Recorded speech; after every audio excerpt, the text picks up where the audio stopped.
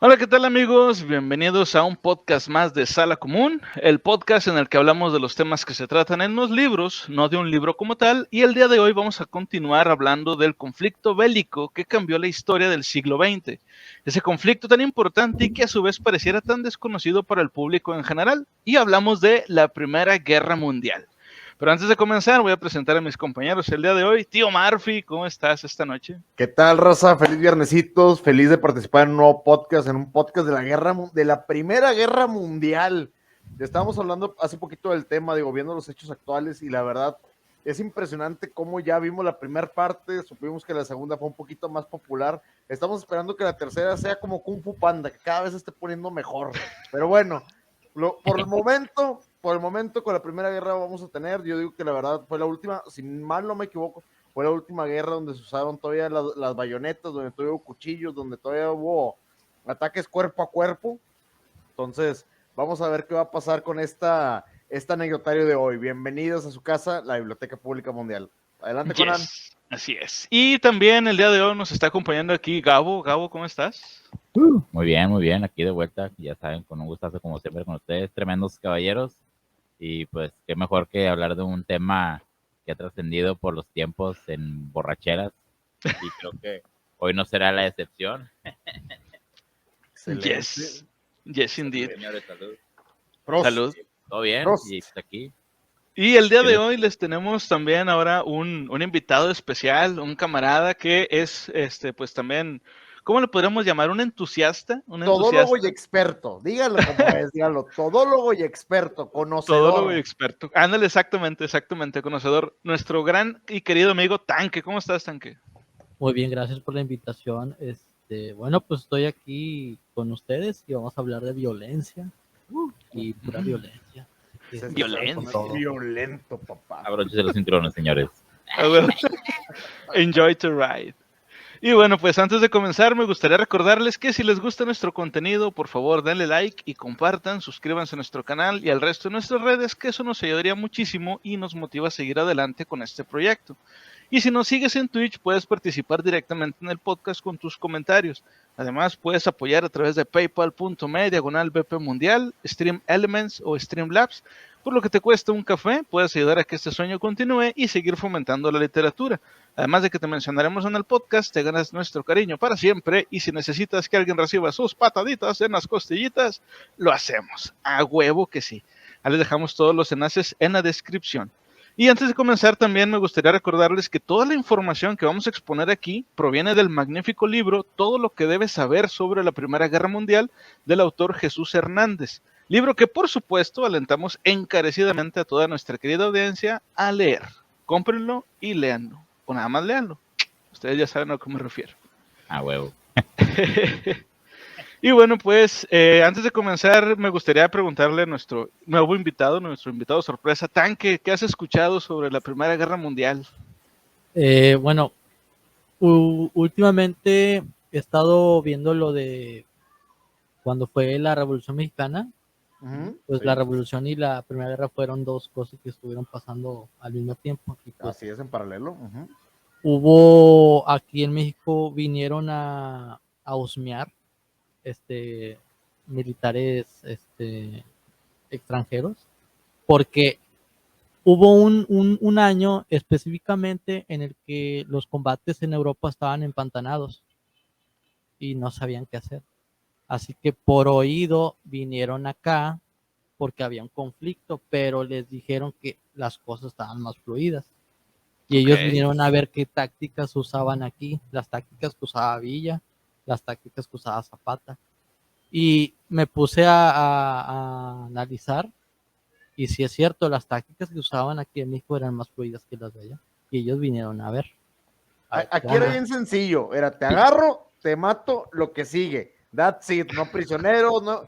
¿De dónde vienes y qué vienes a hacer? No, yo te agarro, te fusilo, tranquilamente. Aquí las cosas son, va sellado y el que sigue. Sí, no hubo trincheras aquí en México, aquí no, era caballo a correr, machete, y allá en Europa. Y no sé si tú lo sepas, pero dice la leyenda que Pancho Villa agarraba cualquier trinchera y se metía, ¿eh? Pancho Villa decían que cualquiera lo agarraba de trinchera, de las otras trincheras. De todo tipo de trincheras agarraba ese cabrón. Pero sí, tienes toda la razón, tan que fue Fue una Tiempos época de ¿no? guerra. Yes. Imagínense, por primera vez en el mundo México tiene algo de qué enorgullecerse, que fuimos un ejemplo mundial y era para cómo agarrarnos a madrazos y terminar una guerra en corto. Qué Tranqui. tranqui. Tranqui, Vaya ejemplo para el mundo, viejo. pinches Sí, a huevo. copiones. Al chile, güey, pinches copiones. Güey. Bueno, vamos a comenzar. En un episodio anterior hablamos de cómo inició la Primera Guerra Mundial y con la muerte, con la muerte del archiduque Franz Ferdinand. Explicamos que los líderes de las principales naciones participantes, el rey de Inglaterra George V, el zar de Rusia Nicolás II y el Kaiser alemán Wilhelm II eran primos, los tres siendo nietos de la reina Victoria. Y decíamos que básicamente podríamos resumir la Primera Guerra Mundial en un pleito entre familiares por los terrenos de la abuela. Literalmente fue eso. Literalmente. Sí. Y en parte debido a que los alemanes llegaron tarde a la repartición de colonias y a huevo que querían un pedazo del pastel. Pero el día de hoy pasamos de los limpios salones de los líderes nacionales y de los salones estratégicos donde los líderes militares bebían té mientras decidían qué harían los soldados para adentrarnos en las sucias, húmedas e infectas trincheras, donde tantos jóvenes europeos dejaron su inocencia, su vida y su cordura.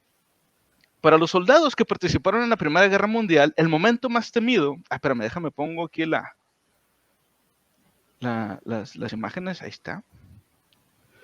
Bueno, el momento más temido era saltar la trinchera. Amparados por los sacos terreros, su vida en aquellos fosos era precaria, aunque al menos mantenían una ilusión de seguridad. Pero cuando los oficiales hacían sonar el silbato y debían trepar por la pared de la trinchera para salir a tierra de nadie, su mundo se tornaba tan terrible como irreal.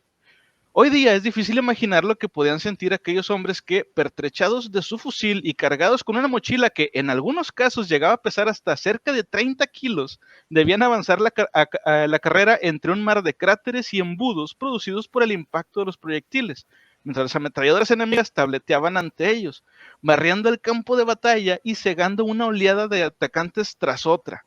Este era el momento de la verdad de la guerra de trincheras, cuando había que saltar a tierra de nadie y exponerse al fuego enemigo.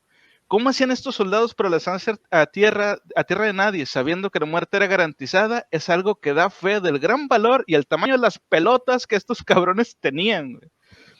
Ahora, ¿ustedes creen que podrían hacer eso? O sea, si ustedes se los dijeran ahorita, güey, te vas a aventar contra, no sé, el ejército enemigo, ¿ustedes lo harían, güey? ¿Neta? Ahorita, Sí.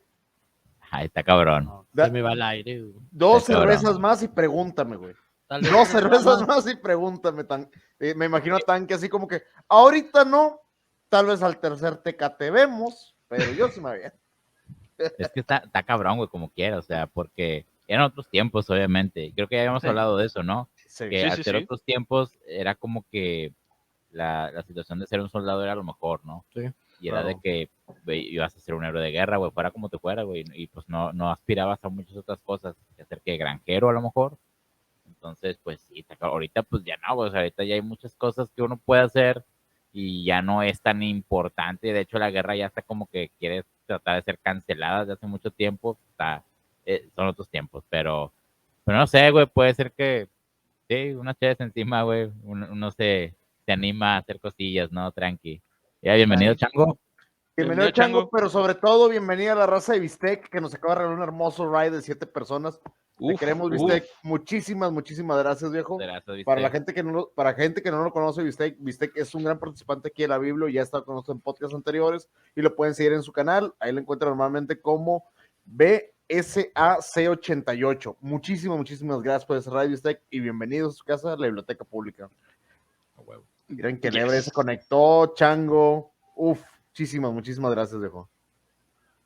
Buenos, viejos, sabrosos y sabiondos. Así es. Ay, perro. ¡Auch! Bienvenido. Bueno, continuamos, dice. La guerra de trincheras tomó por sorpresa a los expertos militares, pero un rápido vistazo a los antecedentes históricos les habría permitido interpretarla adecuadamente, ahorrándose así millones de vidas. A lo largo de la historia militar siempre han existido las fortificaciones improvisadas, pero su función no había sido mantener una línea de frente, sino establecer o resistir un asedio. O sea, la idea no había sido originalmente, la idea de las trincheras no era pelear usando las trincheras, sino era nada más de defensa. La guerra de trincheras, aunque su nombre nos lleva a pensar en la Primera Guerra Mundial, en realidad como tal aparece al final de la Guerra de Secesión norteamericana, en donde ya se empleaban defensas de madera puntiagudas y ametralladoras. Esto es algo que no mucha gente sabe, que realmente la guerra de trincheras empezó en Estados Unidos durante la guerra de secesión. La bayoneta era el arma que provocaba el terror en los defensores. Consistía en una cuchilla que se acoplaba al extremo del cañón del fusil para combatir cuerpo a cuerpo, aunque luego no era muy útil en la lucha cuerpo a cuerpo en realidad dentro de la trinchera debido a lo angosto de las mismas. O sea, la idea para la que lo hicieron, originalmente ni siquiera funcionaba para eso. Tú que ya tienes un poco más conocimiento acerca de eso, realmente la función de la bayoneta para ti, ¿cuál pudo haber sido o en qué momento pudo haber sido bien aplicada? Pudo haber sido bien aplicada antes de las trincheras, porque ya una vez en las trincheras, pues hay testimonios de soldados que menos de 1 metro el fusil le sumas a la bayoneta, no hay espacio para. Y luego, otra cosa, al encajar la bayoneta, te toma como 3 segundos en sacarla, y en esos 3 segundos, pues, puede llegar otro cabrón y te bayonetea. Sí, te bayonetean a ti, güey. Como dijo Shrek, mejor afuera que adentro, güey. Siempre lo he dicho. Sí, a huevo. Sí. Bueno, dice, como hemos visto, lo que se preveía una corta campaña de movimientos al inicio de la Primera Guerra Mundial degeneró en una guerra estática donde ambos bandos se dispusieron a cavar una vasta red de trincheras. Estas no eran rectas, sino que seguían una línea en zigzag. De este modo se cubrían todos los ángulos de tiro. Se evitaban bajas en caso de que una bomba estallase en el interior, y también se dificultaba el avance del enemigo en el caso de que consiguiese penetrar en ella. El resultado fue el nacimiento de un intrincado sistema de trincheras interconectadas, separadas por una tierra de nadie que se extendía entre 100 y 300 metros, aunque hubo algún punto en el que se reducía a 30 metros. En Galípoli, por ejemplo, las trincheras llegaban a estar a solo 10 metros de distancia, desde donde los soldados se insultaban, se lanzaban granadas y se veían feo mutuamente. De hecho, ¿te acuerdas de esa anécdota de que terminamos en el podcast pasado de la Primera Guerra Mundial del tipo francés que llegó a comer? Ándale. No lo vamos a mencionar aquí, no lo vamos a mencionar más adelante, ¿lo puedo comentar? Sí, no, dale. Bueno, una de las historias que más me llamó la atención de la Primera Guerra Mundial y en un podcast pasado que tuvimos, es donde estaban ya cansados, ya hartazo total de la guerra. Y las trincheras estaban tan cerca y estaba tan nublado, tan neblinoso, que ya no se veía ni madre. Estaban comiendo, no recuerdo qué ejército es el que estaba comiendo. Dice, y nadie se le ocurrió usar los topos bomba. ¡Pato, no! ¡Güey! Imagínate, agarras un topillo, le envuelves una granada y a donde llegues, muchacho, corre, sé libre. Huevo, sé libre. Bueno, entonces... Se regresa. La vez. A huevo. No recuerdo quién eran, creo que eran los ingleses, y estaban ahí tragando, y de repente llegó un francés, güey. Eran los alemanes. Eran los alemanes, y llega un vato, un soldado francés, pero llega con su cara de, ya, deme un taco, y se sienta, y todos, al chile, güey, estoy bien cansado, traga, y se pusieron a comer con él, y el vato se regresó tranquilamente a su trinchera. Vato, ¿qué tan harto tuvieron que haber estado, y qué tan cerca estaban las trincheras para que el vato se coló, cenó, y se fue, tranquilamente. Sí. Y lo hizo varias noches seguidas. Hasta que dijeron, güey, come un chingo este güey, algo, güey, no mames, una tortillita o algo, un vinito, y el vato, traigo cervezas, y lo fusilan, güey. De huevo. Por las salchichas, ¿no? Eran los alemanes, ¿no? Sí, güey. En una de las anécdotas, los ingleses y los alemanes se quejaron de la cerveza francesa, güey. Estaba en la guerra. Gracias por esos bits. Uy. Muchas gracias, Bistec. Bueno, continuamos. Dice, los frentes verían crecer día a día esta red de trincheras, cuya extensión total, según se ha calculado, hubiera rodeado nuestro planeta varias veces. La táctica para tomar las trincheras enemigas permaneció inalterable durante casi toda la guerra. Se lanzaba una bomba sobre ellas, una lluvia de bombas para que el enemigo retrocediese, abandonando las posiciones más adelantadas. Por su parte, los atacantes iban avanzando amparados por la cortina de fuego que les precedía y tomaban las trincheras vacías. Pero esta amable teoría se venía abajo una y otra vez ante la dura realidad. Los defensores cavaban profundos refugios que los protegían de las bombas y aparecían con sus ametralladoras en cuanto cesaba el fuego. O sea, los güeyes de que, huevo, ya lo logramos, y en cuanto se metían las trincheras, los balaceaban, güey. O sea, no se podía, güey. En teoría funcionaba muy bien, güey. En teoría. Pero no, así no jala. ahorita que estabas diciendo que los balaceaban y que las trincheras eran angostas, ¿qué tipo de arma hubiera sido mejor utilizar para tronarlos? ¿Pistolitas cortas, no sé, Berettas, Magnum? Ahí hubo quienes traían revólveres con bayoneta, Ah, cabrón. los oficiales. A ver, ¿cómo es un revólver con bayoneta? Los ingleses eran quienes traían, o sea, ya los oficiales más experimentados, los que ya habían estado en varios asaltos, que ya habían llegado a otras trincheras enemigas. Ahí creo que hay fotos o dibujos de láminas donde se ve un oficial inglés con su Webley y trae un cuchillo en el Ok. revólver. Vato, ¿estás de acuerdo que esa madre está, te entiendo porque estas madres no son prácticas? Ya lo dijo Goblin Slayer, lugar angosto, si la espada es larga, no vas a clavarla. Ya lo vimos en Goblin Slayer alguna vez. Chingas que no. ¡Ey, viejo Que sucio! No, ¿Qué pero veo? me Un imagino, rival. ahora me imagino la incomodidad, y perdóname, me imagino el arma de este vuelo, no más grande que una palma de la mano, y la navajilla, güey, prácticamente tienes que estar, ¡piu! O sea, clavarla muy en corto, prácticamente estás boxeando con un cuchillo, Sí, güey. Sí, Sí. sí. estás Básicamente. boxeando con un cuchillo, pero La bueno, pala era también lo que... Ah, Ah, las palas las traían palas. filo, ¿verdad? porque Sí, las estaban palas tenían filo. pesadas y tenían filo. Yes. Simón. mira, Y dice ya de en último, Quelebra, ya de último un cascazo, güey, así, a la en corto, Ah, güey. puñetas. güey, dice en Quelebra, es de bayoneta rinconera. Bien. Haz de cuenta, güey. Ay, bebé. Es que el mosquete en trinchera estorba, viejo, ¿ya escuchaste? Apenas la Sí. bayoneta rinconera. De hecho. Los Bueno, alemanes incluso, bueno, en un principio traían el Pickelhaube, el casco con el piquito. Ah, sí, claro que sí. Ah, sí. Llegaron a usar el casco como arma. Pues esa es la Sí, idea, ¿no? sí. Mamá decía, güey. Sí, también. Bueno, Ya después lo continuamos. cambiaron por el Stahlhelm porque el piquito, pues al estar en la trinchera se veía.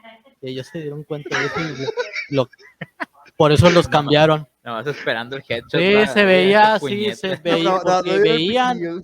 veían así la planicie de la tierra y luego un piquito salir. Ya ¡Ey! Se los conecta. alemanes se dieron cuenta de eso. Miren, se conecta Ace Dragons, bienvenido.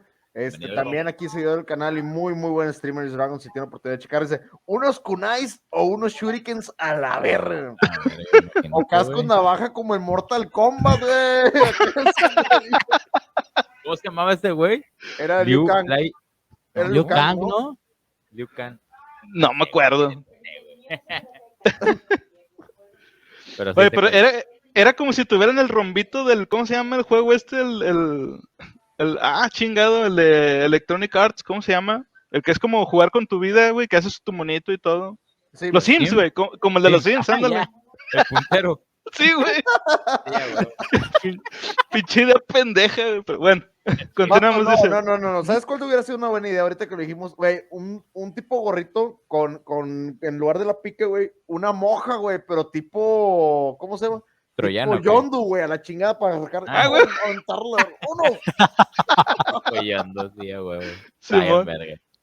Dice, los frentes verían crecer día a día esa red de trinchera. Ah, perdón, esto ya lo había leído, disculpen. Dice, de todos modos, si se lograba tomar la primera trinchera, normalmente a cambio de numerosas bajas, por delante quedaba otra trinchera, y después de esta, otra más, alimentadas a su vez por otras trincheras de las que afluían los defensores necesarios, mientras los atacantes iban progresivamente perdiendo efectivos. El resultado no podía ser más frustrante para las animosas tropas que habían tomado la iniciativa, ya que después de cada avance volvían a encontrarse en la misma situación en la que se hallaban al principio. Los supervivientes solían emprender la retirada al comprobar la inutilidad de proseguir con la ofensiva, convertida en un cuento de nunca acabar. O sea, nada más era de para adelante, para atrás, para adelante, para atrás. No avanzaban, güey, no avanzaban para nada. Dice, los alemanes se mostraron como los auténticos maestros en el arte de la fortificación. En algunos sectores llegaron a construir, checa, güey, hasta 3 sistemas de trincheras independientes, a veces reforzadas con hormigón. Además, los alemanes no tenían ningún reparo en abandonar rápidamente uno de estos sistemas para establecerse en el de atrás, en el anterior, encajando así los golpes enemigos y conservando plenamente la capacidad de contraatacar en cuanto se hubiera agotado el primer impulso. pero los aliados también fueron incorporando ingeniosas innovaciones, como dejar al descubierto la parte posterior de las trincheras para que éstas no sirviesen de protección en dirección inversa. O sea, si tú te metías a la trinchera de los ingleses, esa detrás tenía un hueco, güey. Entonces ellos te pueden disparar por ahí y tú no podías defenderte de esa porque la defensa estaba detrás de ti, güey. No al Güey, frente. aquí dice Ace Dragon, se correteaban las trincheras como musiquita de Scooby-Doo de persecuciones, güey, donde entraban por un lado y otro. Sí, huevo. Sí, güey. Scooby-Doo. Ahí dice aquí, Básicamente. dice aquí también en Celebra, dice que lo del Mohawk, dice, un Mohawk lampeado en engrudo con crinolina, como lo hacían las abuelitas, bien Duracell. Y chaquirones. Shakirón. Vato, porque yo creo que la Primera Guerra Mundial, si todos, digo, si todavía era combate cuerpo a cuerpo, güey, si hubieran visto más black metal, güey, hubieran hecho acá más de estoperoles y más de piquitos, güey, que se hubiera visto, perdóname, pero se hubiera visto muy bien. Sí. Raro, pero sí. Todavía se usaron armaduras medievales en la Primera Guerra Mundial. ¿Japón o quién chingados hizo eso? Pecheras, los franceses traían la careta metálica. Y traían la camisola. Las caretas Visor. metálicas del esgrima. Sí, traían un casco así similar y con su level y la bayoneta y cuchillos. Me Pero imagino, esos vatos eran ya a finales de la guerra.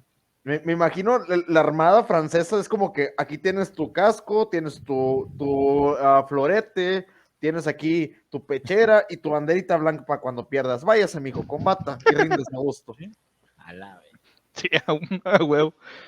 Bueno, dice,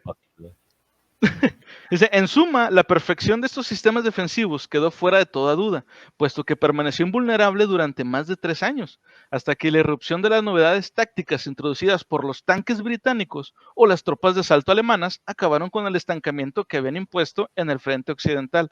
O sea, esta madre se quedó así durante 3 años, güey. La guerra duró, si no mal recuerdo, como 4, y de esos 4, 3 fue puro estar en las trincheras, güey, sin hacer nada. Dice, los soldados que participaron en la guerra de trincheras tenían a su disposición un amplio set de armas adaptadas a este nuevo tipo de lucha. El arma imprescindible era el fusil. Los británicos contaban con un excelente rifle, el Lee Enfield, con el que se podían efectuar disparos muy rápidos. El que utilizaban los alemanes, el Mauser G98, era de una calidad similar al del británico, pero su cargador tenía la mitad de balas. En cambio, los fusiles franceses, así como la cerveza, y los fusiles rusos eran mucho menos fiables. Chingada madre, güey. No hacen nada bien, güey. ¿Quiénes? ¿Los Chile rusos no, o los güey. franceses? No, los franceses, güey. Ah, ¿verdad? Ah, culo. Dijo, no. En ese que- tiempo ahorita no me voy a meter. Los franceses sí andaban atrasadillos en cuestión de armamento. O sea, el rifle era el level, que tenía más tornillos que balas, esa cosa. Ah, cabrón. Sí. El cerrojo tenía un montón de tornillos.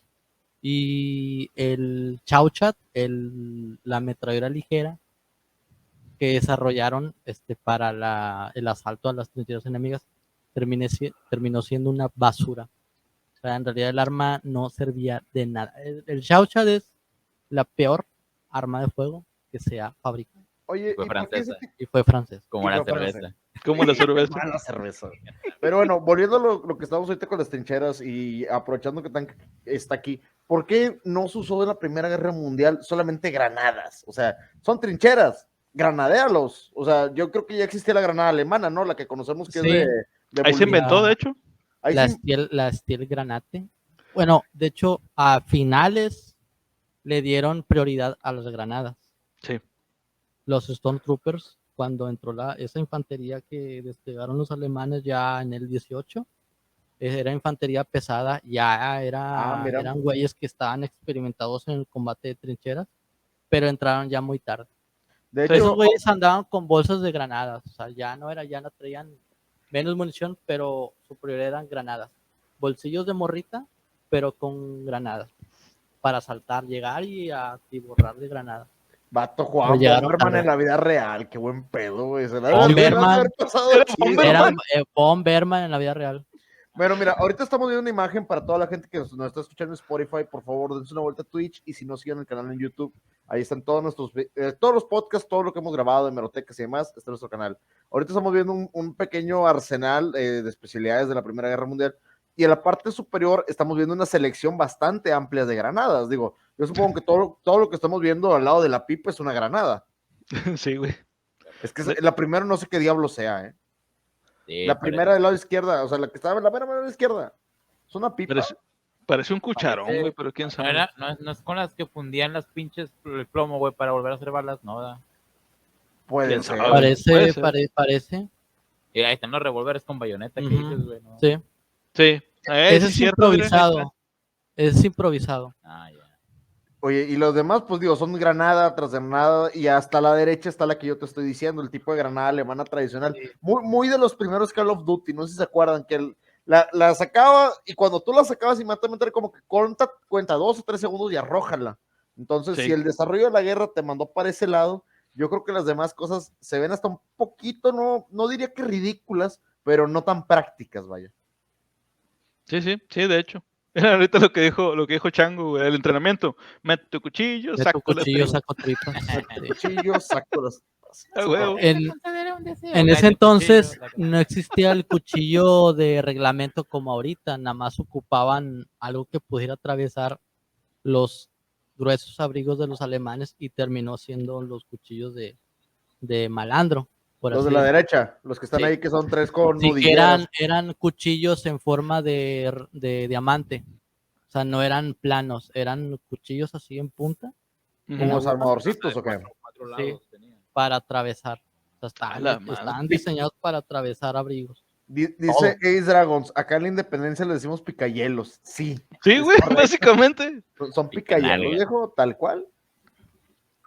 Bueno, continuamos. Dice, en plena batalla, el fusil perdía protagonismo a favor de la bayoneta, pese a que del total de bajas contabilizadas por los británicos, solo un 3% fueron a causa de esta arma blanca. Las cargas a la bayoneta desataban el terror en las filas enemigas y lograban huidas o rendiciones masivas. También se empleaban durante los avances para rematar a los adversarios heridos que iban quedando atrás, impidiendo así que pudieran atacarlos por la retaguardia. Aún a riesgo de resultar demasiado cruda, la exposición de los efectos del uso de la bayoneta se consideraba que el cuerpo del enemigo presentaba 3 blancos principales, tal como se explicaba entonces en los campos de instrucción. El primero, o sea, el que te daba más puntos, güey, era la cabeza. Aunque una agresión, el headshot. Dice, aunque una agresión en el rostro dejaba al adversario fuera de combate de inmediato, suponía un blanco reducido. Y un error en ese primer impulso podía ser mortal para el atacante. O sea, era una sola oportunidad, güey. La cagaste y mamaste. Dice, más fácil era acertar en el pecho. El enemigo era así derribado, siendo rematado en el suelo. Pero el gran inconveniente era que al penetrar la bayoneta entre las costillas, en ocasiones resultaba difícil extraerla, quedando el atacante desprotegido durante unos cruciales segundos. El tercer blanco era el que ofrecía mayores garantías de éxito, el abdomen. La bayoneta no encontraba ningún obstáculo al penetrar en esta región blanda del cuerpo. La técnica consistía en clavarla con decisión con el movimiento hacia adelante, girarla 45 grados, o mejor aún 90 grados, y extraerla. Esa herida era mortal en la inmensa mayoría de los casos debido a las infecciones, aunque la agonía podía durar horas o incluso días, pero por lo que era más temida por los soldados. O sea, literalmente era así, güey, era meto cuchillo y saco las tripas, güey. Tal cual. Tal cual era así, güey. Dice, infecciones, güey. Maguita, Maguita se conecta, bienvenida Maguita. Dice, en medio de la guerra. Conseguí 3 puntos. Contento. a huevo. High Güey, score, pero, o sea, la madre. sacas que ese pedo de las pinches infecciones, güey, o sea, ¿qué condiciones deben estar entonces las pinches armas, güey? Tanto oxidadas, güey, como en, no sé, fango, güey, Sí. y infección de otros cabrones que ya mataste, güey. No Güey, mames. Sí, güey. esa es una. Y otra, imagínate, güey, que te vas a preparar a combatir, güey. Agarras todas las bayonetas en el sol y te pones a mearlas, güey. Vámonos. A mearlas todas, güey. Eso o con cajeta. Con Sí, cajeta, güey. un caconcillo, güey, acá, de que, mira, una embadurnada, tranqui. Dice Ace Dragons, no te mueres del cuchillo, sino del tétanos. Ah, también. Que por Oye. cierto, yo no sabía, güey. Yo no sabía, dentro de mi ignorancia, qué era realmente el tétanos.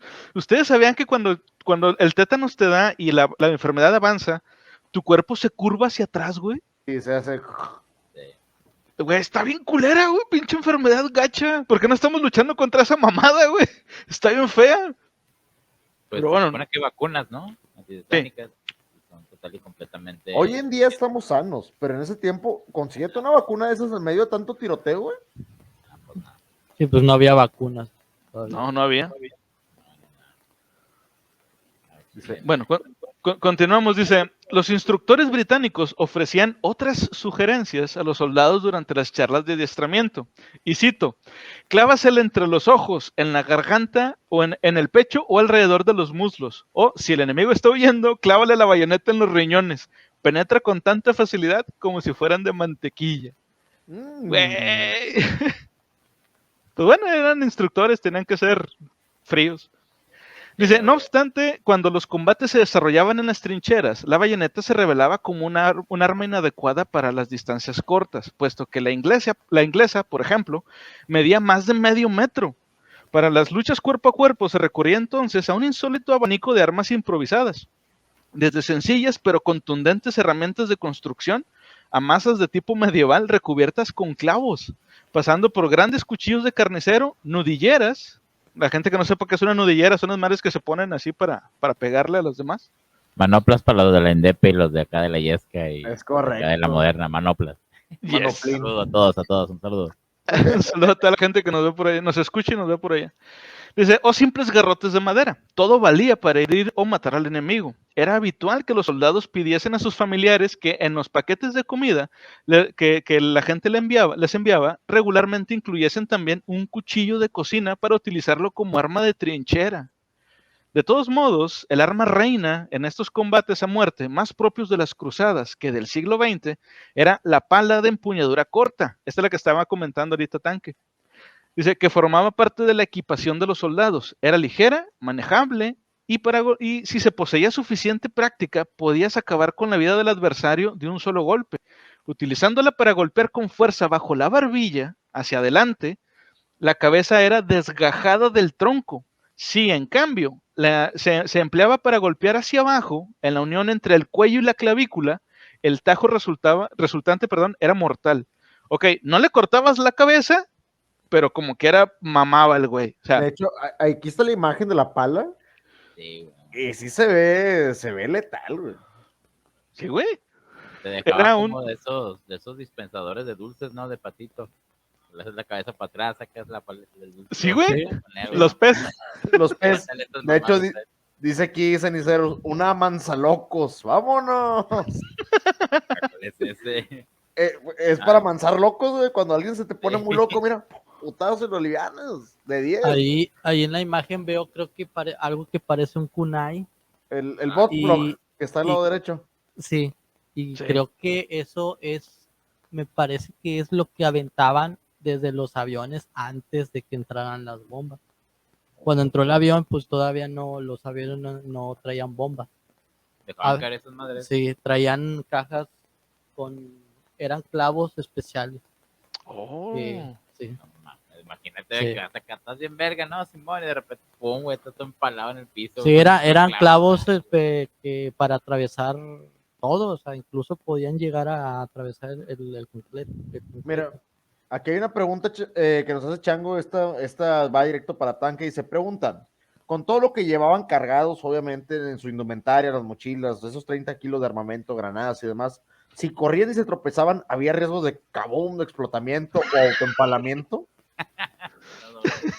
Empalamiento, sí, pero si eran como los que dijo Tanque hace rato de que traían como unos chalecos con bomba, güey, pues sí, güey, o sea, vas corriendo y te caes y O sea, pero mamá, yo supongo que, salvo la alemana, casi todo el tipo de granada no tenía que explotar al contacto, ¿no? Eran como que de arillo. Eran de mecha, eran como, es que el Astrid Granate, como traía palo,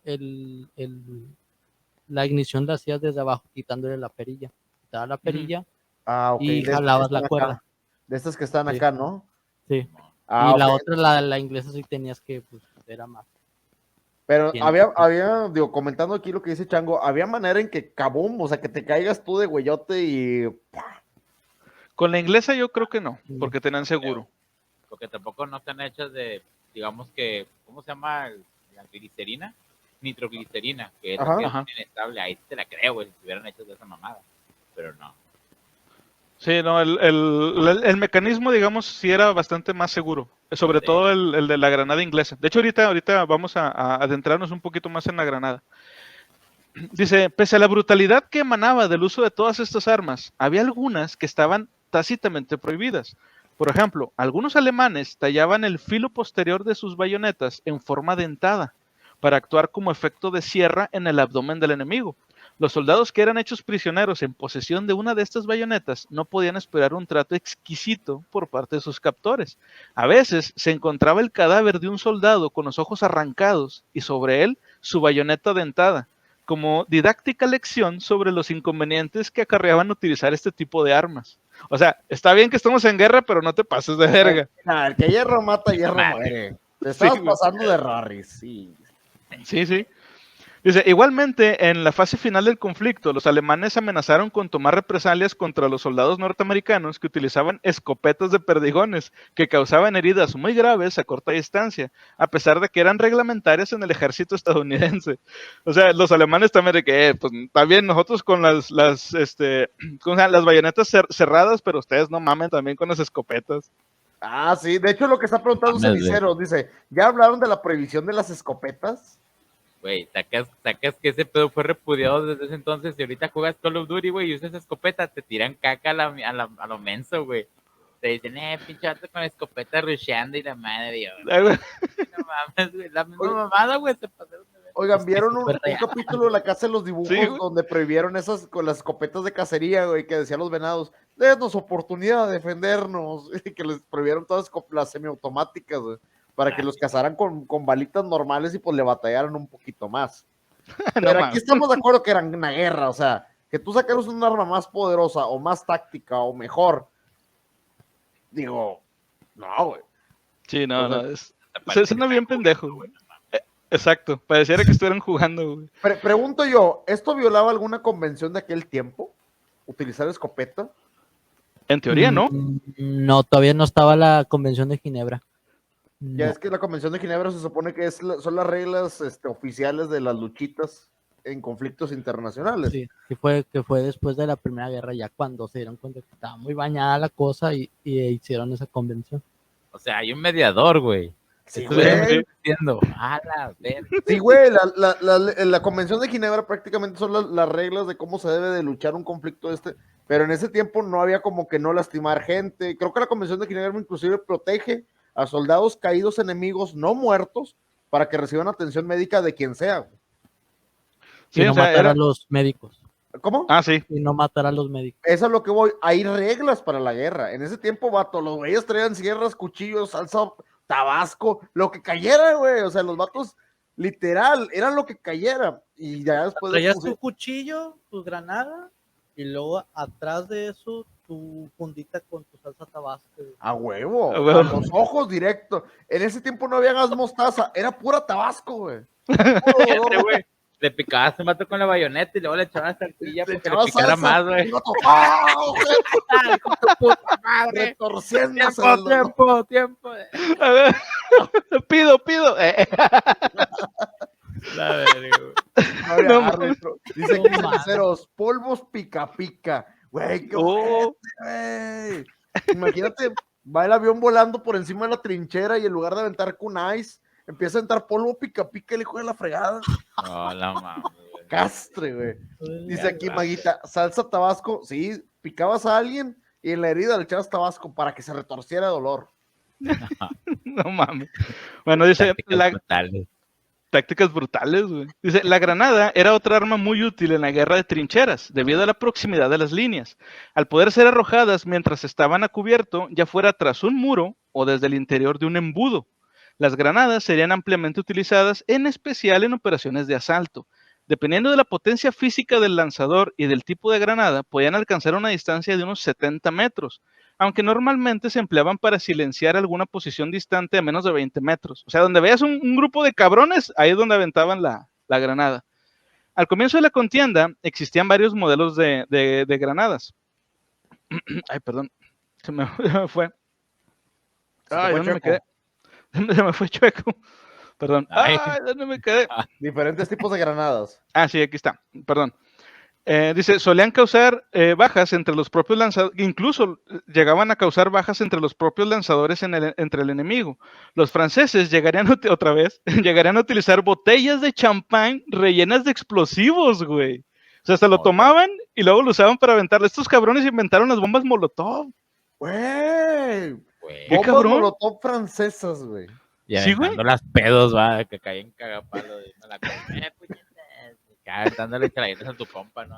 Mi cerveza no estaba tan culera. Bien cagados los pinches franceses, güey. De que avienta una pinche bomba Molotov y la madre. Y los alemanes, ¿qué es eso? Son los franceses, están aventando bombas. Por lo menos no es cerveza. Ah, huevo. Dice, Se conecta, el buen Ed Sick Boy se conecta. Buenas. No sé de qué hablan, pero concuerdo. Ah, huevo. Estoy de acuerdo. Ed Sick Boy, Definitivamente. sígalo, ahorita estaba en vivo, muy bueno, buen rapero, muy buen alcohólico y tiene una voz muy sexy. Muy sensual. Dice, estos diseños fueron superados por la oficialmente denominada granada número 5, inventada por el inglés William Mills. Curiosamente, era un diseñador de palos de golf, porque fuck it, de cuyo apellido tomaría su nombre popular. En forma de piña y muy segura, este ¿Cómo modelo... se llamaba? El inventor se llamaba William Mills. Ah, perdón, te entendí, William Mills. ¿Y yo qué inventó? El man I love fuertotas. Es correcto. Dice, este modelo ha perdurado hasta nuestros días. Las granadas Mills fue ampliamente producida durante la guerra, fabricándose un total de 61 millones de unidades. No obstante, sus 700 gramos la hacían demasiado pesada, por lo que era difícil alcanzar una buena distancia si no se empleaba toda la fuerza del brazo. Aun siendo un buen lanzador, solo se podía enviar a unos 30 metros con cierta precisión. Este problema fue en cierto modo resuelto por los alemanes, creando la granada modelo 24 Steel Hand Grenade, que además de pesar 100 gramos menos, o sea, pesaba 600 gramos, estaba fijada en el extremo de un mango cilíndrico de madera. Al concentrar todo el peso en un extremo, era más fácil de lanzar que la granada Mills, llegando a doblar ampliamente el alcance de esta. Podía ser Sí, es esa. Esta que estamos viendo, ok. Dice, podía ser suficiente con realizar un giro rápido de la muñeca. Su inconveniente era que ocupaba más espacio que la Mills, siendo esta fácil de guardar en cualquier bolsillo, algo que no era posible con la granada alemana. Los ingeniosos ingleses bautizaron esta granada con el sobrenombre de Potato Masher, pues su forma recordaba a un utensilio de cocina que se empleaba para preparar puré de patatas. Vato, se me ocurrió un piropo de la Primera Guerra Mundial, pero mamalón. A ver. Llegar y llegas acá, ¿traes un Steel Grenade o estás feliz de verme? Dice Ed Sick Boy, dice Chango, oye, ¿de qué están hablando? ¿Conflictos entre países, peleas, guerra, asesinato, cosas del pasado? ¿O espera qué? No. A huevo. Hace uno puré de patatas y el otro puré de soldados. 10 de 10 con ese comentario. Un buen puré de kartoffel, puro puré alemán. ¡Vámonos! A huevo. Dice, la Primera Guerra Mundial vio también la aparición de una nueva arma, el lanzallamas. Aunque ya la flota bizantina había utilizado en el siglo VII un ingenio que proyectaba un líquido inflamable contra los barcos enemigos, conocido como el fuego griego, no sería hasta 1901 cuando se diseñó el primer aparato destinado a lanzar un chorro de fuego contra el enemigo. El ingeniero alemán Richard Fiedler ideó ese año el concepto de lanzallamas al dotar a un hombre de un depósito de combustible y un cañón por el que podía proyectar, una vez inflamado, a una veintena de metros este líquido. El ejército alemán aceptó el invento en 1911, pero no fue utilizado en combate hasta el 25 de junio de 1915, o sea, un año después de que ya había empezado la Primera Guerra. Empleándolo... No, sí. Sí, fue en 1900, un año después. Sí. Dice, y los primeros en sufrir los desastres de esta arma fueron los franceses. Esa acción causó una gran impresión. Pobrecillos. Sí, güey, hicieron pan tostado francés, güey, literal. Pan francés, puré francés. Pinches Pues, baguettes quemados, güey. todo. Tostadas baguettes. francesas. güey. A ver, antes de continuar con esto, Tanque, háblanos de los malditos lanzallamas. Yo vi esta imagen, güey, ahorita que lo estábamos viendo y que estábamos programando. Yo estaba que, güey, Está muy pura mamona, güey. diversión, güey. ¿Por qué mi alegría nunca lanzó un lanzallamas? Espérate. ¿Si vieron la película de Once Upon a Time in Hollywood? Güey, el final, maravilloso. No, no, sí, güey. En el final, güey, para aquellos que la han visto, no se les va a arruinar nada. Para aquellos que no la hayan visto, se acaban de chingar. Bueno, en el final, güey, normalmente estamos hablando de cómo la historia del culto Manson, asesinó a la esposa en ese tiempo embarazada de este director de cine, ¿quién era? Ay, no me acuerdo. No me Roman acuerdo cómo se Polanski. llama. Sí. Sí, El era director se llamaba Roman Polanski, pero Bueno, la mujer. Sharon Sharon Tate. Sharon Tate, gracias. Pero en esta versión, a la Tarantino, a la épica Tarantiniña, vato, hay lanzallamas y unas escenas con Leonardo DiCaprio empuñando uno, pero no sé si la palabra empuñar un lanzallamas sea correcta, espero que alguien me corrija en el chat, pero es tan majestuoso y tan maravilloso verlo cómo se utilizaba. Pero Ok. bueno, Tanque, platícanos de los lanzallamas, por favor, quiero saber de esto, quiero saber qué pedo. Pues lo usaban más que nada para limpiar las trincheras. Era más bien para limpiar, porque sí había cuadrillas de ataque de lanzallamas y pues eran de que dos güeyes con lanzallamas y su cuadrilla de fusileros. Ajá. Pero no era conveniente hacer esto porque a campo abierto veían un lanzallamas y pues le disparaban al tanque. Y Literal, al tanque. era muy fácil hacer prisionero a uno de esos güeyes. Además era la muerte segura. Así que se dieron cuenta de eso y los terminaron usando como arma para limpiar las trincheras. Cosa que fue aterradora totalmente. Sí. Básicamente Güey. eran ¿qué? Crowds kamikazes, ¿no? Sí, güey. Sí. Pato, Básicamente. pero con esto tú te vas corriendo y, güey, si te ven con él o no, vas empuñando un maldito lanzallamas, güey. Sea que vayas a explotar o no, te vas a llevar un chingo de raza por ahí. Sí, güey. De hecho. Güey. Dice, esta acción causó una gran impresión entre los testigos, tanto de uno como de otro bando. Para ser empleado con seguridad debía hacerse desde una trinchera para evitar que una bala hiciera estallar el depósito, algo que limitaba su radio de acción. Lo que comenta Tanque. Lo que estaba comentando Tanque. Dice, por su poca operatividad en combate, el efecto de lanzallamas era principalmente psicológico, sobre todo por el ruidazo, güey, me imagino que hacía las pinches flamas. Dice, cada equipo estaba formado por 8 hombres escogidos entre soldados que habían sido bomberos en la vida civil, para asegurarse de que no sintieran aprensión al moverse entre las llamas. Pero pertenecer a una de estas unidades era un obstáculo insalvable para ser amigos entre el resto de tropas, puesto que manejar un arma tan horrible causaba, además de obviamente el odio y el temor del enemigo, una mezcla de desprecio y desconfianza entre los propios compañeros de armas. Sin embargo, los miembros de las unidades de lanzallamas acababan por acostumbrarse a las miradas hoscas de sus compatriotas e incluso acentuaban su sentido de pertenencia a este grupo tan escasamente popular con llamativas insignias flamígeras. O sea, usaban sus distintivos, güey, usaban los, ¿cómo se llama? Íconos, güey, de llamitas para saber Maestros que fuego era... y la madre. Ándale, güey, eran maestros firebenders, fuego, güey, eran pinches firebenders. De hecho, mira, aquí hay un buen comentario que dice Maguita, dice, me acordé de Jojo Rabbit. La película sobre el amigo imaginario. muy buena. Sí, muy buena película. Ahí con esta Scarlett Johansson, si no me equivoco. Sí. Y hay una pregunta aquí para la bandera. Dice, vamos a ver. Si tuviéramos un lanzallamas en su poder, supongamos, Tanque, Gabo, Conan y yo tenemos cada quien nuestro propio lanzallamas en poder, ¿qué frase usarían para usarlo? ¿Cómo emplearías una frase para usar un lanzallamas, güey? Buena pregunta. ¿Qué dirías de manera épica para entrar al campo de batalla con un maldito lanzallamas y darles ese sentimiento a tus enemigos? Maguita nos comenta, llamas a mí. Muy buena. Gracias, Marrelilla. ¿Qué harían ustedes, chicos? A ver, piensen tantito. ¿Antes de disparar o después? Durante. Estás entrando, puedes entrar, presentarlo, puedes disparar, puedes presentar el disparo. En cualquier momento, ¿cuál es tu frase para utilizar ese lanzallamas? Ay, güey. A ver, ¿tú cuál usarías, tanque? Inmolación. Inmolación, muy Inmolación. bueno. Pero con este tono, inmolación. Inmolación. Acá entra, Con ese es tono, bien serio el inmolación. vato. A la verga.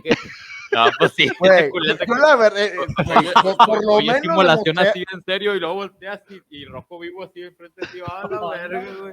A huevo. definitivamente yo cantaría, güey. Yo cantaría, güey. Lo agarraría y con la tranquilidad del mundo empezaría de We don't start the fire. Y, y empezaría a disparar, güey. Yo sería feliz, güey. Tener un pinche lanzallamas en las manos, güey. ¿Qué más no me haría Pero- feliz, güey? Pero con esa seriedad, güey, o sea, como que estás, no sé, podando el jardín cantando, güey, con esa misma seriedad, ¿no? A huevo. Y Ay, los güey. alemanes corriendo y los franceses corriendo, todos corriendo, güey. Mal madre. Se me ponen los Yo creo que llamas. si estuviera algo parecido, güey, yo creo que estaría tarareando, güey. Así que, o chiflando, ¿no? Acá cualquier más, pero chiflando. A huevo. Estuviese muy bañado y estuviese muy bizarro también. ¿Por qué ese güey con un lanzallamas está feliz? Está disfrutándolo. Mato.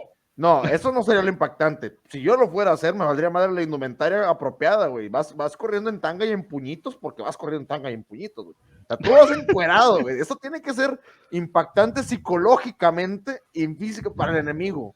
Dice aquí Chango, por la canción de Burn, Baby Burn. Puede ser. Bird, motherfucker. Bird. Mira, en que le dice sellando vatos a la bestia. Es correcto, como diría este güey de la capital, chulada, joyita, y los empiezas a asar a todos. 10 de A huevo. 10. No sé, güey. Yo creo que yo pensaría también en una canción. Esa la de I don't want to set the world on fire. Oh, a la verga. On fire. Baby like my fire.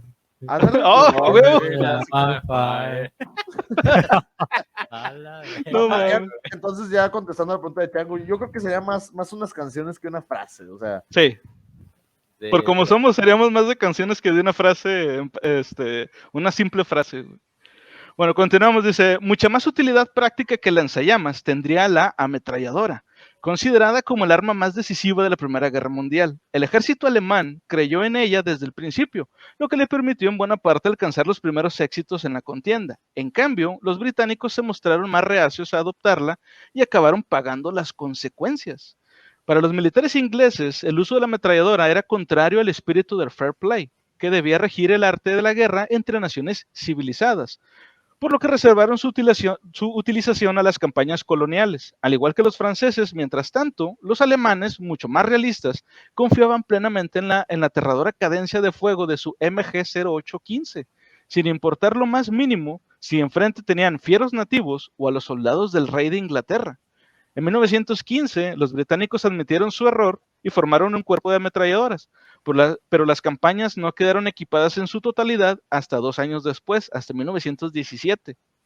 Los servidores de las ametralladoras, que formaban equipos de 8 personas, eran auténticos especialistas, ya que los campos de fuego debían calcularse científicamente para cubrir todos los ángulos desde los que podían llegar un ataque. Su efectividad era devastadora, como pudieron experimentar los soldados de la Entente que intentaron tomar las trincheras alemanas en 1915 o los Anzac en Galípoli, en donde los turcos demostraron haber aprendido mucho más de las lecciones impartidas por los técnicos teutones. Para la gente que no sepa qué pasó en Galípoli, era un grupo digamos, como un regimiento de soldados de Australia que fueron a atacar a los turcos y mamaron. Literal, mamaron, güey. Galípolis. Güey, yo creo que eso lo adoptaron los españoles para la palabra gilipollas, güey. Viene de Galípolis, güey. Gente pendeja. Sí, güey, lo mejor. Es que gilipollas es cabrón, ¿no? No, gilipollas No. también es pendejo. Es como ser pendejo, güey.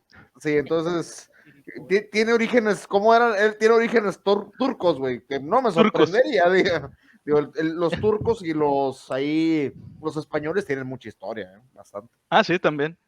Dice aquí en Kelebra, la movie de Drug Dealer que va al vecindario de los morros que le robaron un gnomo con pastillas. Ah, ¿cómo se llamaba la de la sí. fiesta, güey? Que traía un gnomo que estaba hasta la madre de drogas. Se llama Proyecto X. Sí. Gracias. ¡Hey, Slayer Bros! Depende del contexto, ¿no? ¿De qué? El contexto de qué. Bienvenidos, Slayer Bros. Muchas gracias, Bienvenido. también sígalos, son del bandón de Orión, muy, muy buena raza. También tienen ahí mención en el server de Discord. Bienvenidos, Slayer. Yes. Bueno, continuamos. Dice, la ametralladora alemana Maxim efectuaba 500 disparos en un minuto, por lo que algunas unidades podían llegar a disparar hasta 1.000.000 de balas por día. El ejército germano desplegó más de 12.000 de estas ametralladoras en el frente occidental. Sin embargo, al pesar 45 kilos, la Maxim era difícil de transportar. Los norteamericanos solucionaron este problema con su ametralladora ligera Lewis, de 13 kilos, que podía ser utilizada por un único soldado. Su tambor redondo tenía capacidad para 37 balas. ¿Por qué? Porque America. Al Chile, güey. America. Dice, tan importante como las armas era la protección personal de los soldados. Al principio de la contienda no se tuvo en cuenta este aspecto y las consecuencias fueron funestas. En 1914 los soldados iban equipados con gorros de tela, el kepis francés o cascos de cuero, el Pickelhof, el que decía hace un momento tanque, que es el casco alemán, con un pico en la parte superior que resultaban muy bonitos, pero no ofrecían ningún tipo de protección contra las balas o las ametralladoras. Al final de este año, ante la proliferación de las heridas en la cabeza, era ya evidente que se debía proporcionar a las tropas con alguna especie de casco metálico. Los franceses crearon el casco Adrien, que tomó el nombre del diseñador Auguste Louis Adrien en el verano de 1915, de forma redondeada y con una pequeña cresta a lo largo de la parte superior. Este casco sería también adoptado por belgas e italianos. Por su parte, los británicos idearon el casco Brodie, en honor a su creador, John L. Brodie, cuya forma de plato cubría mejor la cabeza, pero dejaba la nuca al descubierto. Los norteamericanos, aunque al principio parecían decantarse por el modelo francés, acabarían eligiendo el inglés. En cuanto a los alemanes, en 1916 dotaron a sus tropas con un casco de acero denominado M1916 Stahlhelm, que sí cubría la parte posterior del cuello del soldado. Todos estos cascos, con ligeras variaciones, serían utilizados también por las tropas que participarían en la Segunda Guerra Mundial. Yo no veo ninguna diferencia, de ahorita que salgan las imágenes por ahí del casco alemán, yo no veo ninguna diferencia entre el casco alemán de la primera y el casco alemán de la segunda. No sé si ustedes logren ver alguna diferencia por ahí. Sí, tiene una, el patrocinador. Saludos, Hugo Boss, patrocínanos, Hugo Boss. Todos nos acordamos de la Segunda Guerra Mundial. Tú sabes lo que hiciste. Pilluelos. También había otro, ¿no? Los que hacían los uniformes, ¿cómo se llamaba? Hugo Boss, esa es la marca. ¿Sí era Hugo Boss? Hugo Boss fue la que creó los uniformes, viejo. Vaya. Ese uniforme debería tener por lo menos al Bayern Múnich, a Hugo Boss y a Volkswagen atrás. O sea, vato, eran orgullosos patrocinadores, pero ahorita ya, ay, no, es que no sabemos. Cambio de administración y de. Ustedes saben lo que hicieron, pilluelos. Sí, a huevo. Bueno, dice, del mismo modo, los uniformes se convertirían en un arma defensiva más. Los británicos habían abandonado sus históricas casacas rojas tras la guerra de los Boers y habían adoptado el color caqui, favoreciendo así el camuflaje. Los alemanes también sustituyeron poco antes de la guerra el azul prusiano por el gris de campaña. Los franceses, por el contrario, lucían en 1914 el mismo uniforme que vestían en 1830, una chaqueta azul con kepis rojo, o sea, el sombrerito rojo, y pantalón del mismo color. 2 años antes había un intento serio de adoptar uniformes grises y verdes, pero el proyecto levantó grandes protestas entre los altos oficiales. El debate llegó incluso hasta el Parlamento. Se rechazó la propuesta al considerar que los pantalones rojos eran el símbolo de Francia, pero el inicio de la contienda demostraría las crueles consecuencias de esa irresponsabilidad. Enseguida se dotó a las tropas con un uniforme de color grisáceo. ¡Qué puñeta! Era algo muy de Napoleón, ¿no? Cuando estaba la vestimenta así. Sí. Esos colores se veían mucho en el lodo. Sí, Se veía todo café, gris y esos colores se veían a kilómetros de distancia. Era un yoyo, el Napoleón, güey, era un yoyo, güey. El vato sí, güey. Mira, aquí vemos algunos uniformes un poquito más coloridos, pero seamos sinceros, nada más los vimos en rojo como que son lo más destacable, ¿no?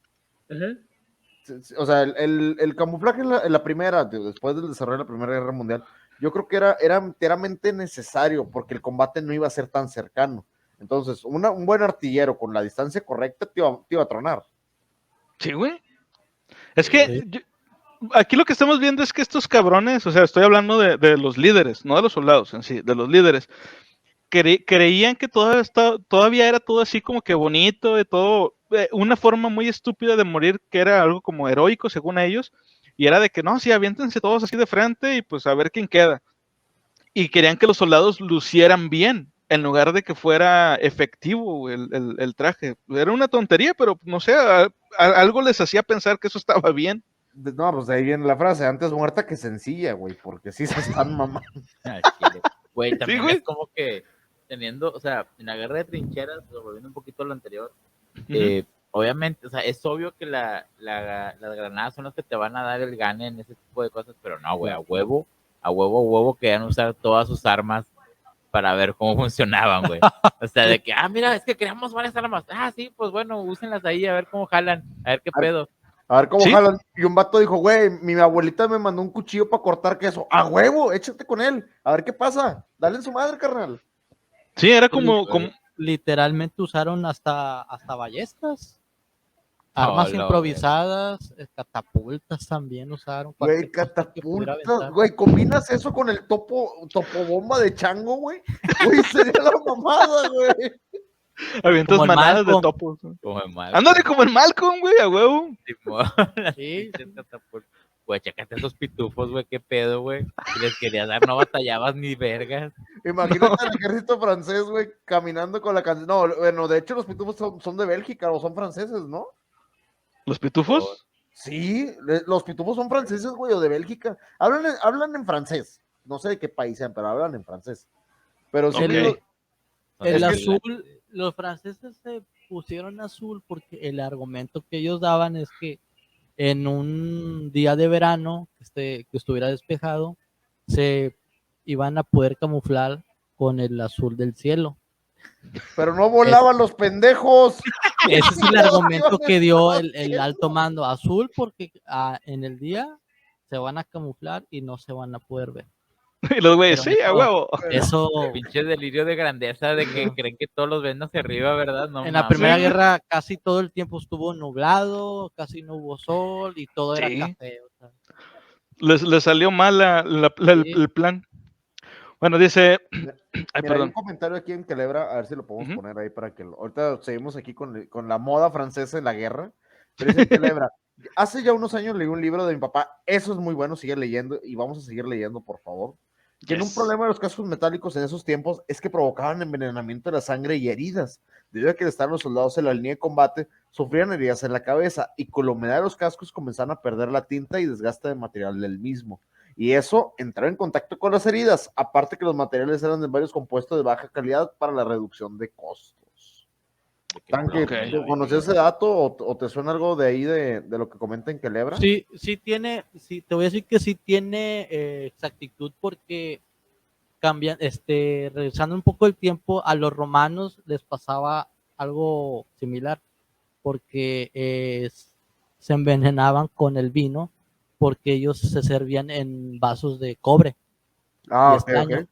Y se desprendía el material. Se oxidaba y ellos se tragaban eso, se tragaban el óxido, se envenenaban. Cobre. O sea, eso sí, de hecho sí es correcto. Lo que güeyes. Bueno, pero es un dato bastante interesante y muchísimas gracias Culebra por compartirlo, la verdad. Aquí aprendemos de todo, para eso son los libros, para aprender todo lo que estamos viendo, le recordamos, está basado en un libro, en todo caso, los encomendamos enteramente a checarlo. Orión se conecta, bienvenido. ¿Qué onda, señores? Bienvenido, Orión. Por favor, síganlo, ahí viene su canal, Orión. Síganlo, ya llegó su banda y también pues Orión viene a apoyarnos, entonces, por favor, gente, ahí lo tienen en el chat, síguenlo. Dice aquí Chango, estaban volando a darle ideas, seguramente. Sí, están bien marihuanotes, Y en esa época no era ilegal. Bueno, no era marihuana, era el opio. El opio. Todavía. Pero me imagino que era opio francés. Ay, güey, pobres franceses. Bueno, continuamos. Dice, otro elemento defensivo era la alambrada, inventada en 1872 por un granjero norteamericano llamado Henry Rose, para cercar los campos. Tuvo una gran aceptación entre los ganaderos del lejano oeste, Poco podía sospechar entonces que, enredados en ese mismo alambre de espino que servía para impedir el paso de las vacas, morirían miles de hombres años más tarde. La alambrada era utilizada para dificultar el avance enemigo y se colocaba en las proximidades de la trinchera, normalmente por las noches, antes de cada avance. La artillería se encargaba de batir la zona para destruir estas defensas, pero conforme avanzaba el conflicto, se fue fabricando alambre de espino más resistente a la explosión de los proyectiles. Pero estar bien pertrechado de todas estas armas ofensivas y defensivas no era garantía de éxito durante las batallas. Los mandos debían enfrentarse a un problema que se presentaba irresoluble, el de las comunicaciones. Si en la época napoleónica era suficiente con encaramarse a un altozano para tener la visión panorámica de la batalla o recorrer el frente a lomos de un caballo, en la Primera Guerra Mundial eso ya no era posible. Las grandes extensiones de terreno y los miles o millones de hombres que participaban en una ofensiva hacían imprescindible contar con un buen sistema de comunicación. Para comprender el desarrollo de las batallas de la Primera Guerra Mundial en las que se dieron abundantes casos de descoordinación, es necesario tener muy presente que la tecnología de la época no permitía un intercambio de información en tiempo real. A lo mejor esto suena muy pendejo decirlo, pero, güey, no había teléfonos. O sea, ¿cómo le haces para comunicar a la gente todo lo que estás haciendo y que tienen que hacer, güey? A mí se me hace algo bien cabrón. Usaban palomas o corredores. Ah, muy buena. Exactamente. Así es, tanque. Dice, aunque se utilizó el teléfono, porque se había un cierto tipo de teléfono, la línea era muy vulnerable, sobre todo durante una ofensiva, y se tenía que recurrir, como acaba de decir Tanque, a las palomas mensajeras o a los corredores. Por lo tanto, una vez decidida la táctica general por el alto mando, eran los comandantes de las campañas o los batallones los que tomaban la decisión que creían más acertadas en cada momento, por lo que el rumbo final de la batalla acababa en realidad siendo imprevisible. O sea, por más que tuvieran la idea de qué hacer, no les llegaba a todos el mensaje y pues cada quien tiraba para su lado. Tristemente, güey. Vato, la única estrategia apropiada que pudieron haber utilizado fuera de la codificación y todo, digo, ahorita lo comentaban, fue en corredores y palomas. ¿Por qué no gritar todas las órdenes en francés, güey? Nadie se iba a molestar en descifrarlos, nadie quería hablar francés, güey. Solamente los franceses hubieran entendido. O sea, a lo mejor el ruidazo, ¿no? El pinche tronadero de balas y granadas. Puede que a lo mejor ¿Sí? se paran ahí. Se acabó. Ya se escucha. ¡Tiren la cerveza! Dice, Pero además los batallones siempre había oficiales ya muy independientes. Tomaban decisiones así muy arcaicas, muy rápidas. Era la voz de ya. Yo creo que muchas veces era por el tipo de planeación que tenían, porque Sí. como comentaba ahorita Conan, la falta de comunicación entre trinchera a trinchera en ese aspecto de coordinación, era como que haz algo individual. Y dice Chango, ¿y si las palomas sabían francés? El francés no existe, viejo, estamos jugando, el francés es un mito. El francés son los papás. Sacre Blue en paloma. ¿En paloma?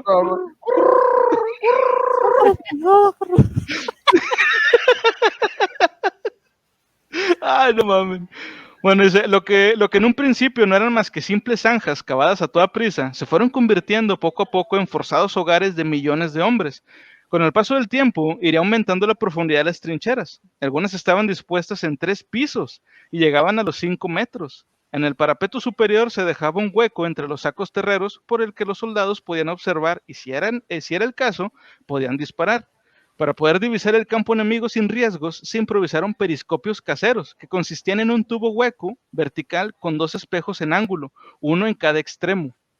Ustedes, no sé si a ustedes les tocó, pero a mí en la escuela me tocó hacer un periscopio con un bote de leche. Sí, No sé güey, ustedes. Sí, a mí sí. Sí, Sí, me güey. tocó. varias veces. O sea, nos estaban dando objetos de guerra, güey, en la escuela, qué pedo. Nos ¿Sí, estaban güey? educando, güey, para cuando, vato, les vamos a enseñar cómo hacer sobrevivencia. Pásense unas galletas, un cartoncito de leche y ahorita lo armamos, güey. Simón. Mira, aquí en Quelebra nos hacen unos comentarios. Primeramente nos dicen que no era opio, era leopié. Ah, bueno. Leopié. Leopié. Ah, en inclusive, güey, en idioma inclusivo también. Ese es el detalle con el francés, pero bueno. Y dice aquí, dice, ya años después aparecieron los técnicos telegrafistas con el carrete en el lomo, que eran carne de cañón. Pobres compis al chile. Pobres compis. Pero, Al chile. ¿y había telégrafos en ese tiempo? O sea, digo, a la gente, ustedes que están un poquito más versados en el combate o en la Primera Guerra Mundial, ¿ya había telegrafistas? O sea, ¿ya había comunicación Ya estaba, creo que se puede ya estaba la transmitir, clave vaya? de Morse, sí. Ah, Ya estaba ya estaba el aparatito. Sí. Sí, de hecho, en los relatos de Arthur Conan Doyle sobre Sherlock Holmes llega a utilizar el telégrafo varias veces. O sea, sí existía ya desde antes. Quién sabe si se utilizaba de la misma forma durante la guerra, pero de existir sí existía. El invento al menos.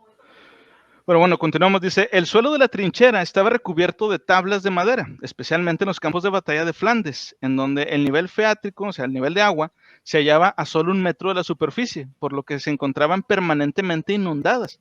Cada trinchera tenía su nombre, ya fuera inspirado por el de algún soldado que gozase de especial popularidad, algún hecho reseñable o, en el caso de los ingleses, por las calles más conocidas de Londres. Esto no era un capricho, puesto que era muy fácil perderse en esos auténticos laberintos. Al seguir líneas quebradas y al existir infinidad de cruces y bifurcaciones, se perdía fácilmente la orientación, por lo que saber los nombres de las trincheras era indispensable para localizar un punto concreto o encontrar las posiciones de alguna unidad. Güey, ¿se imaginan cómo les pondrían las calles aquí en México si hubiéramos estado ahí, güey? Oh. Acá que No, no, pues bueno, ahí sigues, en Colón. sigues por Juan Gabriel y te vas a la izquierda de Vicente Fernández, güey, para que no te pierdas. Digo, ya como algo conocido. A ver, vamos a pararnos aquí un segundo. Quiero apreciar esto, por favor. No me quites eso. Yo vi lo que estaba viendo. A ver, Sí, a ver. la cruz. Para la gente que no lo esté viendo en este momento, estás viendo algo que te va a meter un santo vergazo. Vato, literal, esto no sé cómo pegue, no sé qué arma lo dispare, pero por lo menos te hace 20 en daño y 4 en Holly, güey. O sea, esta madre está bendita, güey. A ver, la Primera Guerra Mundial. ¿Cómo? Mira,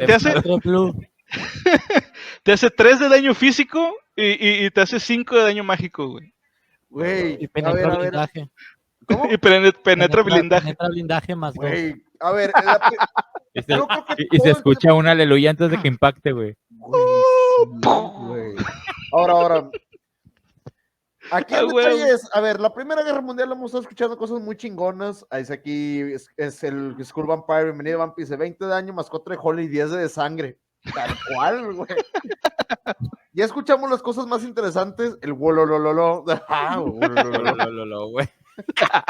Tenemos la Primera Guerra Mundial, tenemos el pleito por los terrenos de la abuela, tenemos lanzallamas, granadas, trincheras, tenemos de todo. ¿Cuándo vamos a llegar a los vampiros y hombres lobo para que les disparen estas mamadas, güey? ¿En qué momento llegamos a que les disparen una de estas chingaderas? Por favor. Podemos brincarnos todo y resumir. Vato, es que se ve brutal, güey. La verdad es que está muy chingona, la neta. Bueno, dice, la vida diaria de los soldados solía estar envuelta en una tediosa rutina. Durante las horas de luz, los soldados debían permanecer ocultos, a salvo de los francotiradores, los observadores aéreos y de los efectos de la artillería, lo que era aprovechado para echar algunas cabezadas con el fin de compensar las crónicas faltas de sueño. Los que permanecían despiertos leían una y otra vez en sus refugios las cartas que llegaban desde el hogar y a su vez escribían a su familia. Aunque resulta increíble, los británicos consiguieron que el tiempo que tardaba una carta en llegar al frente o a la inversa, del frente a cualquier punto de Gran Bretaña, fuera de tan solo de 2 días, un plazo inferior al que suele ofrecer el correo actual. Las autoridades militares británicas eran conscientes de la enorme importancia que tenía el correo para mantener la moral de los combatientes y emplearon todos sus esfuerzos en conseguir que este servicio disfrutara de una prioridad absoluta. Franceses y alemanes también concedieron gran importancia a la comunicación postal, y aunque no alcanzaron las cotas de rapidez de los británicos, porque franceses gestionaron con eficacia un tráfico postal de varios millones de cartas diarias, güey. En los dos bandos se dieron todo tipo de facilidades a los soldados para que pudieran comunicarse con sus familias. Se repartían tarjetas postales sin necesidad de franqueo, cuyo espacio era aprovechado hasta el último rincón. Pero teniendo en cuenta que muchos soldados no estaban habituados a escribir o incluso eran analfabetas, existían tarjetas con frases ya impresas que el soldado se limitaba a firmar. Güey, ¿te imaginas que mandaban esas cartas de Wish You Were Here? ¿A quién se las mandarías, güey? No No mames. sé, güey. Wish you were Vato, Wish you were here. Puto. Ah, Puto que lo lea. ay, no mames. Güey, pinche Hallmark haciéndose rico con pinches tarjetas de soldados acá mandando, güey, Hallmark ya en esos tiempos ya veía las cosas, el soldado veía como que un vato sin una pierna y luego, ay, estoy malito, firmado, vámonos, va para allá, güey. Güey, eso es tener mente tiburón, güey. Mente Eso sí es tiburón. mente tiburón, güey. Sí, güey, no mamada. Dice, de todos modos, las comunicaciones del soldado con sus seres queridos debía pasar antes por la censura. Las cartas y postales eran leídas por comités establecidos para esta función, que tachaban las frases que podían dar pistas al enemigo sobre el lugar desde donde se escribían o las que contenían algún comentario que era considerado como antipatriótico. Además de escribir además de en escribir y leer cartas, los soldados empleaban su tiempo libre en confeccionar pequeñas obras de arte, crucifijos construidos con balas, maderas talladas, esculturas hechas con proyectiles. Cualquier elemento cotidiano era útil para dar rienda suelta a la creatividad. Estos trabajos serían conocidos como arte de trinchera. ¿Quieres decir algo? Estamos viendo, ¿eh? Sí. Ah, huevo. Qué chido, güey. muy talentosos. Yo nunca Sí, había escuchado güey. el arte de trinchera. La primera vez que me compartió esto Conan, yo pensé que eran cálices o algo diferente, pero que tú me Son dijeras que ellos, casquillos, sí. Son los casquillos de los obuses. Sí. Sí, güey. O sea, si no estabas destripando a alguien, güey, estabas haciendo una obra de arte, güey, al chile. Literalmente. Sí, güey. Güey. Oye, pero es que qué cabrón, ¿no? O sea, por un lado, güey, estás masacrando gente. No por gusto, estamos de acuerdo, pero estás masacrando gente y por el otro lado estás haciendo algo bello. Es como, no sé, güey, o sea, esa dualidad está bien cabrona. Pero es que estás ahí, pues, no sé, o sea, es como tú dices, güey, no es por gusto, güey, es porque, pues, es el llamado del deber, güey. The Call of Duty. de Call of Call of Duty, Duty. tal cual. De Call of Duty no mentía. No, Call of no, Duty no mentira.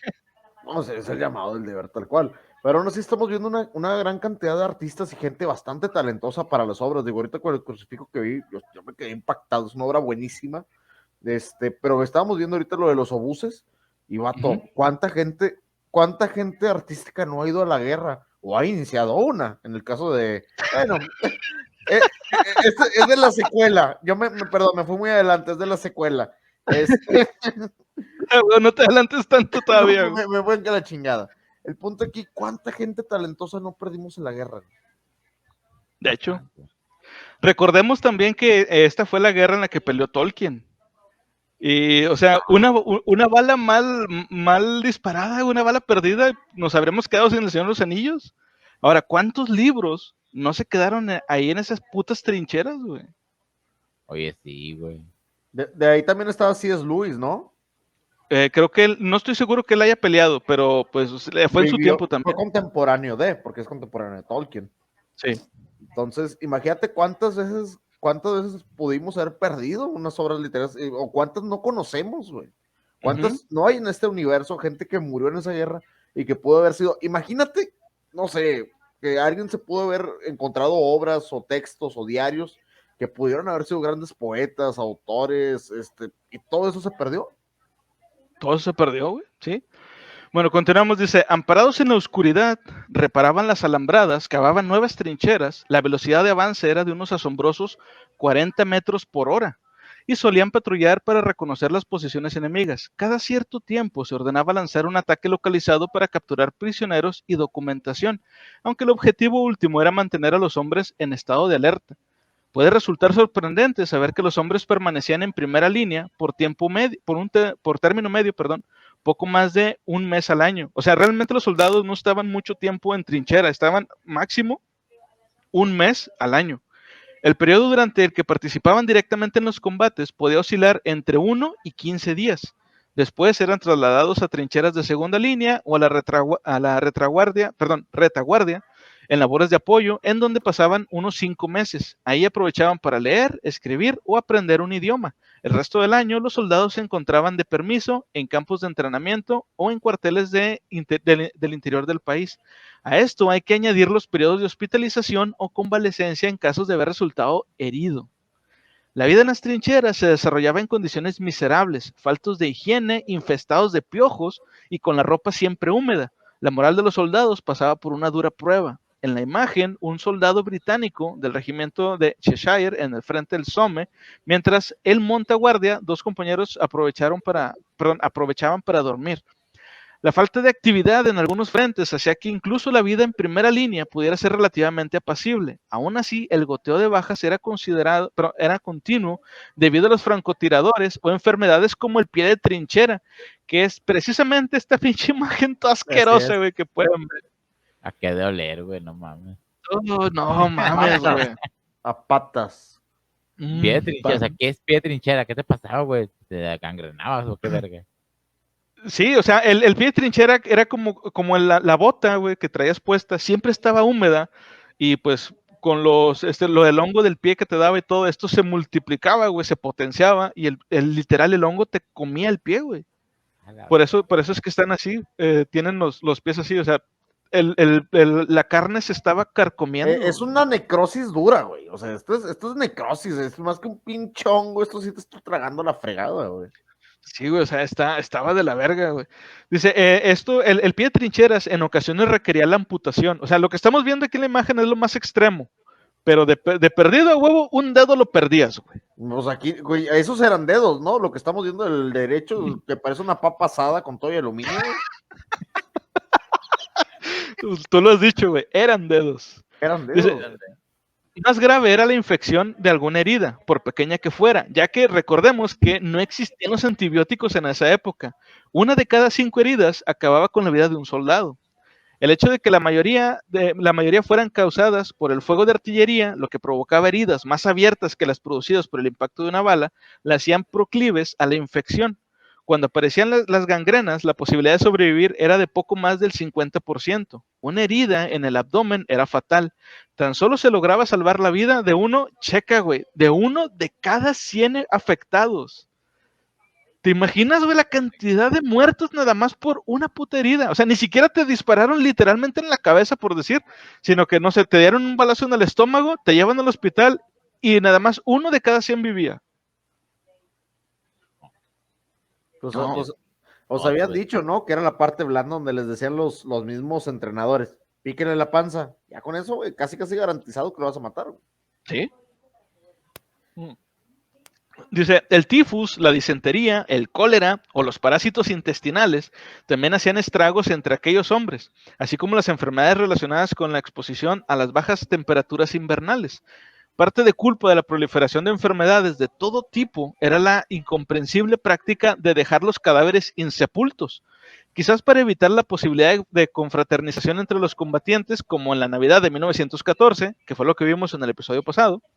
Los oficiales no veían con buenos ojos que se acordasen treguas para recoger a los muertos que se encontraban en tierra de nadie.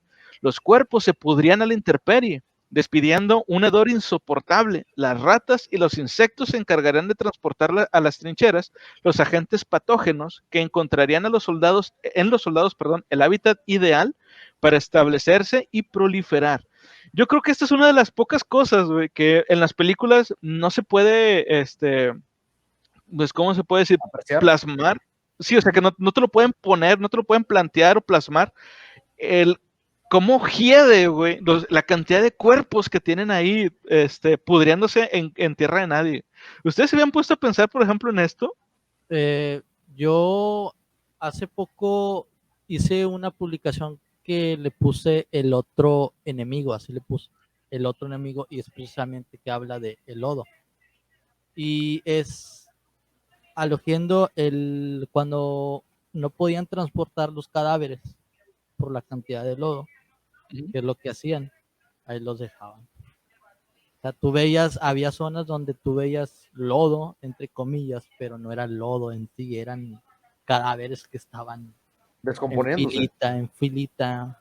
O sea, era como como masita de, o sea, Sí, ya no era carne, sí, era como masita. no era lodo, ya era una mezcla de lodo y carne. Sangre coagulada, ¡Ah, carne. la verga! Mierda. Había, sí, ahí, yo por eso hice la publicación. Cuando había bombardeos Ujú. masivos, a veces quedaban enterrados, las trincheras se caían y los cuerpos quedaban enterrados y pues, los demás no se daban cuenta. Ahí se quedaba. Yo había Y ponido una trinchera aquí, ya no está, qué Sí, pedo. sí, ya no está. Y huele feo. Y pues Y uno huele no se feo. da cuenta. Y lo que tú veías que se veía como lodo, en realidad no era lodo, eran cadáveres que estaban ya ahí en el fango, montículo de lodo, sangre. Y ahí los franceses dijeron, ahí teníamos razón. Pues, si hubieran tenido pantalones rojos, los identificábamos rápido. Pero, no, los querías poner con el lodo, ahora los perdimos. No, pues, O sí. te chings. Sí, a huevo. Dice aquí Chango, comenta, sobrevive 1 de cada 100. Me suena a institución médica pública latinoamericana. A huevo. Aquí en México 10 es de el 10. IMSS, Chango. Aquí en México es el IMSS, no sé cómo se llama allá en Perú, pero acá en México se llama IMSS. IMSS. Importa madre su salud. Se llama. A huevo. Bueno, dice, además de los aspectos puramente sanitarios, contemplar cómo las ratas iban royendo pacientemente las costillas del que unos días antes había sido un compañero, y observar cómo el esqueleto, una vez limpio de todo resto de carne, iba tomando un color blanquecino bajo el cegador sol del verano, no era el estímulo más adecuado para mantener intacta la moral. Por eso, en ocasiones los soldados ignoraban las órdenes de sus superiores, y cuando cesaban las hostilidades, salían a tierra de nadie para recoger heridos y retirar los cadáveres para darles una digna sepultura. De todos modos, a veces esta medida no era suficiente, puesto que las intensas preparaciones artilleras batían también los improvisados camposantos y los cuerpos volvían a salir de la superficie, en un persistente y macabro recordatorio de su presencia. Güey, qué traumante ha de ser que enterraste al compa, güey. Y luego alguien dispara un obús por ahí y vuelve a salir el vato, güey. ¡Ah, la verga, Y en güey! pedacillos, ¿no? Y cada que Sí, salen o sea, pedacillos y volteando a ver. De hecho, No, mira, hay una mames. pregunta relacionada, ahí nos comenta Chango y nos hace la pregunta, dice, fue en esta guerra donde comenzaron a usar los rostros falsos de los soldados sobrevivientes, o sea, Sí. es que muchos quedaron desfigurados, La cirugía plástica avanzó mucho gracias a la Primera Guerra Mundial. ¿neta? Eso sí no me lo sabía. Es que Cuéntalo, los- cuéntalo Los porque sí caras me estoy rotas, preguntando. así le llaman. Después les paso un documental español de la Primera Guerra Mundial muy bueno, que especialmente hay una sección que hablan de los caras rotas. Gracias. Eran los soldados que quedaron, pero no sé cómo describirlo, eran de que ya no tenían, literalmente ya no tenían un pedazo de la cara, se podía ver El el hueso, tejido. todo. se podía ver el tejido, eran heridas que no sé cómo describir, y la cirugía plástica avanzó a tal grado de que los veías con lentes, es que yo usaba lentes, es que yo tenía bigote, y les hacían la prótesis para que se viera como antes, y eran prótesis muy buenas, pero era macabro, Sí, ¿cómo no? mal pedo, mal pedo. Damn. Bueno, continuamos, dice, por lo que más hacía padecer a los soldados, pero lo que más hacía padecer a los soldados eran las pequeñas molestias diarias, de las que era imposible librarse. Aunque pueda parecer un inconveniente menor, el hecho de que la ropa estuviera siempre húmeda y que no hubiera posibilidad de secarla o cambiarla, a veces durante semanas o incluso meses, era un padecimiento perenne que les hacía ser conscientes de la mísera situación en la que vivían. Pasar una noche de guardia a la intemperie bajo el frío y la lluvia, con la ropa totalmente empapada, minaba la moral del más fuerte. La humedad no era el único adversario ante el que nada podían hacer. Muchos soldados recordarían que al llegar al frente, su toma de contacto con las trincheras se vio marcado por la repentina invasión de piojos que sufrieron ya en la primera noche. Al día siguiente decidían darle la vuelta a sus ropas, pero al poco tiempo volvían a sentir la presencia de este mortificante insecto en su piel. Sin duda, el mayor placer de un soldado era matar con sus propias uñas a uno de estos pequeños enemigos, pero enseguida comprendieron que era una batalla perdida, al igual que la que mantenían con las ratas. Durante la noche era habitual advertir la presencia de algún roedor bajo la manta, lo que en principio era acogido con horror, pero más tarde era con indiferencia. Si el animal resultaba demasiado insistente, le hacían merecedor de un certero disparo de revólver. En una ocasión, una compañía alemana llevó a cabo una caza masiva de ratas. Unos días más tarde, expusieron los cadáveres de cientos de roedores con un cartel que demostraba que no habían perdido el sentido del humor. Y cito, aquí no nos falta la carne. Uy, ratamburguesas, güey. Las hamburguesas. Jugar a burger. Había quienes dormían con jaulas para que no se los comieran las ratas. Ay, O sea, güey, que o sea, hubo- ¿Dormían adentro de la jaula ellos? Sí. Era Ah, de que en la trinchera te dormías, ¿no? Bueno, había quienes se tomaron muy a pecho el problema de las ratas y dormían, se hicieron una jaula para que no pudieran, Llegar a ellos. porque se los comían dormidos. ay, güey. No, pues imagínate ahorita lo que estábamos viendo del pie de trinchera y luego esta Sí. madre atrayendo a la rata y la rata Sí, mordisqueándolo, güey. estabas dormido y estando dormido se los empezaban a comer. Ah, la verga. Eso estaba muy culero, güey. Sí, a huevo. Dice, a todas estas penalidades se unía, por tanto, la ausencia no solo de carne, sino de alimentos básicos. La población civil sufría todo tipo de restricciones alimentarias, y los soldados del frente no fueron una excepción.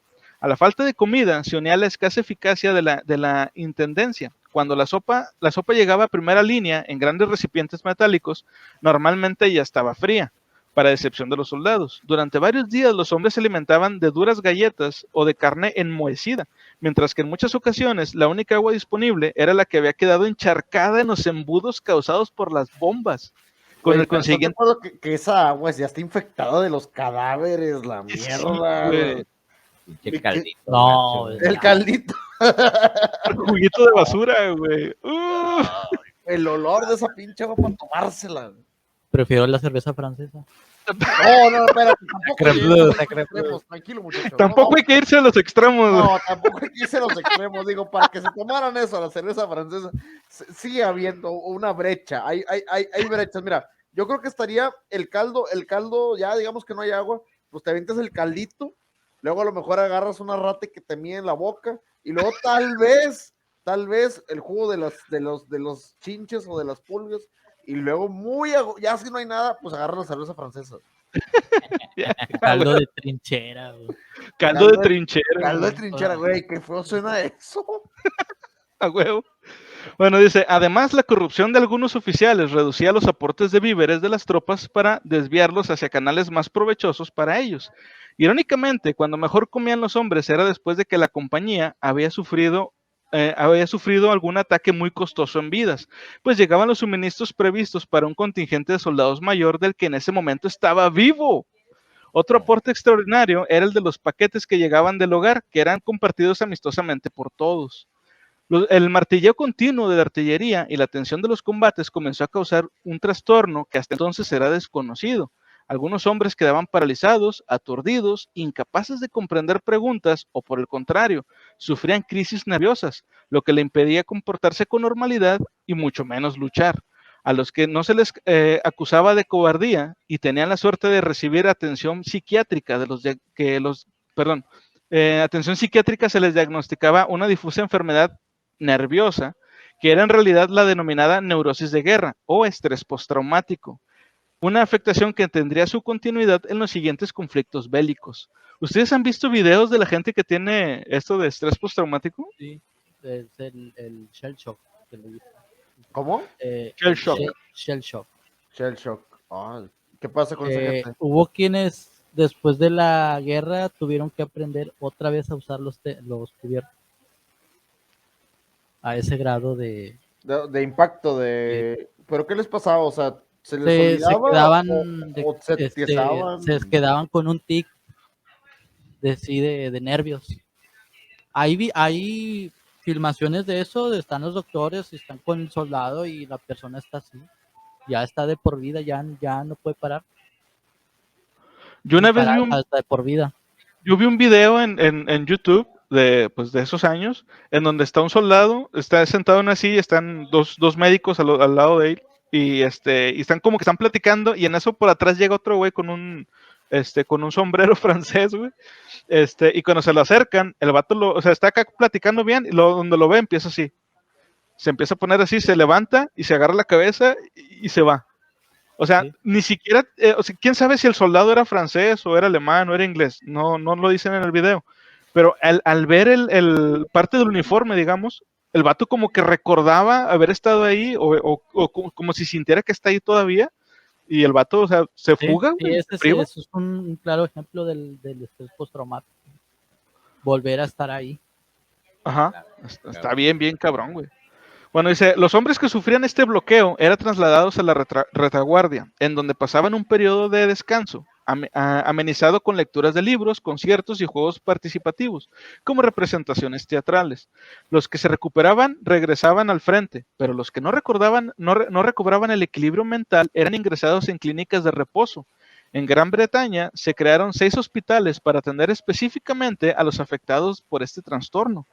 El final de la guerra no supondría el fin del sufrimiento de estos individuos. Por desgracia, la neurosis de guerra dejaba secuelas irreparables, provocando alteraciones nerviosas o pesadillas, incluso décadas después de los acontecimientos que los desencadenaron. ¿Cómo se podía escapar de este infierno? Para aquellos hombres condenados a vivir y morir en las trincheras, no había salida posible. La deserción suponía la pena de muerte y autolesionarse conllevaba el mismo resultado. Los que recibían un disparo afortunado, o sea, en un pie o en una mano, al implicar la evacuación a un hospital, eran examinados minuciosamente. Si se descubrían restos de pólvora en la herida, significaba que el cañón del arma estaba próximo y por lo tanto se trataba de una simulación. Otra posibilidad era asomar una extremidad por encima de la trinchera para recibir el disparo, lejano el disparo de algún enemigo, pero muy pocos lograban engañar a los examinadores. Casi todos ellos acababan ante el pelotón de fusilamiento. Güey, o sea, los mismos soldados, güey, o sea, tu propio pelotón te llegaban a disparar a ti si descubrían que te habías autolesionado, güey. No Vato, mames. ahora que también vamos a pensarlo de esta manera, güey. Imagínate que te lesiones con una bala en el pie, güey, por ejemplo. ¿Cómo chingados te va a pegar una bala estando en la trinchera? Levantas la pata, güey. Sí, o sea, te levantas la pata para que te vean el pie, pero naturalmente, ¿cómo te pegaría? No se me No ocurre te más pega, no te pega porque ya no tienes dedos, güey. Ah, muy buena, güey. Muy buena, güey. De hecho. Que el doctor, pero los dedos, no, pues se volaron. Vato, tú ya los habías perdido, mamón. Estos no, ya te los habían tragado. Dice aquí Skull Empire. Hay otros, hablando de lo del estrés postraumático, hay otros que se escuchan un ruido fuerte y se ponen a la defensiva. Que como que reacciona, que dispara el evento, por así decirlo, del estrés. Sí. Sí, los silbidos también. ¿Los cómo? Los silbidos. Es No que sé. en la Primera Guerra Mundial, en las trincheras, cuando eran morteros, Ah, antes de que cayera el impacto, se escuchaba un silbido. vaya. Dice aquí Bueno, Chango, y esta me gustaría, ok, y esta, comenta Chango, ¿qué tanta importancia le daban a los heridos? ¿Es cierto que les daban todo por salvarlo o se le veían difícil de quitar el sufrimiento al herido? O sea... No, daban, es que se lo medían por bueno, tantas horas ocupo salvar a por tanto tiempo me voy a tardar con uno, con este tiempo puedo salvar a 5 o a 6, me voy por los 6 y ese güey lo dejo morir. O sea, como el dilema del tranvía, de que si me voy por esta vía, mato a 1, pero si me voy por acá, mato a 5, entonces mejor sacrifico a 1 por salvar a 5. ¿Sí? Ah, okay. Es que eran los números. Las sí, tropas, más números, más tropas, más fuerza. Güey, ¿se dan cuenta que esto suena call center, pero bien cabrón? Excelente analogía. Sí, güey. Bueno, continuamos. Dice, en Gran Bretaña la presión sobre los pacifistas llegaba desde la propia sociedad. Los objetores de conciencia eran considerados de forma generalizada como cobardes y traidores. En plena calle, las damas obsequiaban con plumas blancas, un símbolo de cobardía, a los muchachos de edad militar que vestían ropas de civil, lo que daba lugar a algunas fricciones. O sea, las Karens, güey, siendo Karens desde antes, desde la Primera Guerra Mundial, güey. A ver. Dice, en una ocasión un joven alemán al que la guerra le había atrapado estudiando en Londres fue interpelado en plena calle por una de estas damiselas. ¿Y por qué no se ha alistado usted en el ejército? Le responde el soldado, perdón, el alemán. Es que existe una buena razón de peso para ello, le contestó el joven. Soy alemán. De todos modos, la atinada respuesta no le libró de verse obsequiado con la plumilla blanca. Pero la réplica más contundente fue la que otro estudiante, en este caso británico, espetó a otra de estas impertinentes damas. Una de ellas le paró en mitad de la calle y le ofreció una pluma blanca, mientras le decía en voz altanera, me sorprende que usted no esté luchando por defender a la civilización. Y le respondieron, señora, más bien creo que soy yo la civilización que está luchando por defenderse. Ay, güey. ¿Qué respondes, güey, ante algo así? Valió pito, señora. Valió Dios pito. la, la Dios lo sociedad. bendiga y te va. O le puedes decir que le valga verga, ¿no? Dice, pero a todas las pesadillas del campo de batalla que hemos mencionado a lo largo de todo este episodio, debía unirse otro elemento que, aunque no fue decisivo, sumió en el terror a los hombres que se vieron involucrados en aquella hecatombe. Se trataba del gas venenoso, cuya primera aparición se produjo el 22 de abril de 1915. Esa noche, en el saliente de Ypres, los alemanes descargaron en 5 minutos el contenido de 4.000 cilindros que contenían casi 170 toneladas de cloro. Las tropas que tenían enfrente, integradas por franceses, argelinos y canadienses, comenzaron a sentir los efectos del gas. Centenares de ellos perdieron el conocimiento. Los franceses y canadienses intentaron resistir a sus posiciones. Estos últimos tuvieron la idea de protegerse las vías respiratorias con pañuelos empapados de orina, gracias a un oficial médico que identificó inmediatamente el cloro y que creía que el ácido úrico lo cristalizaría. En realidad, si el pañuelo hubiera estado humedecido con agua, también les habría protegido, pero gracias a la providencial idea del médico, las tropas no fueron víctimas del pánico. Ok, o sea, no importaba si tenía orina o era agua, hubiera funcionado igual. Pero pues sí, se mamó el puñete. Esto es mamada, las buenas. No, pues sí, para que se vea más mamón. Y es que la orina tiene beneficios para que... ¿Cómo se llama esa madre? ¿La homeopatía? ¿O cómo se llama esa chingada? Tiene Pues una... sí. Sí. Sí.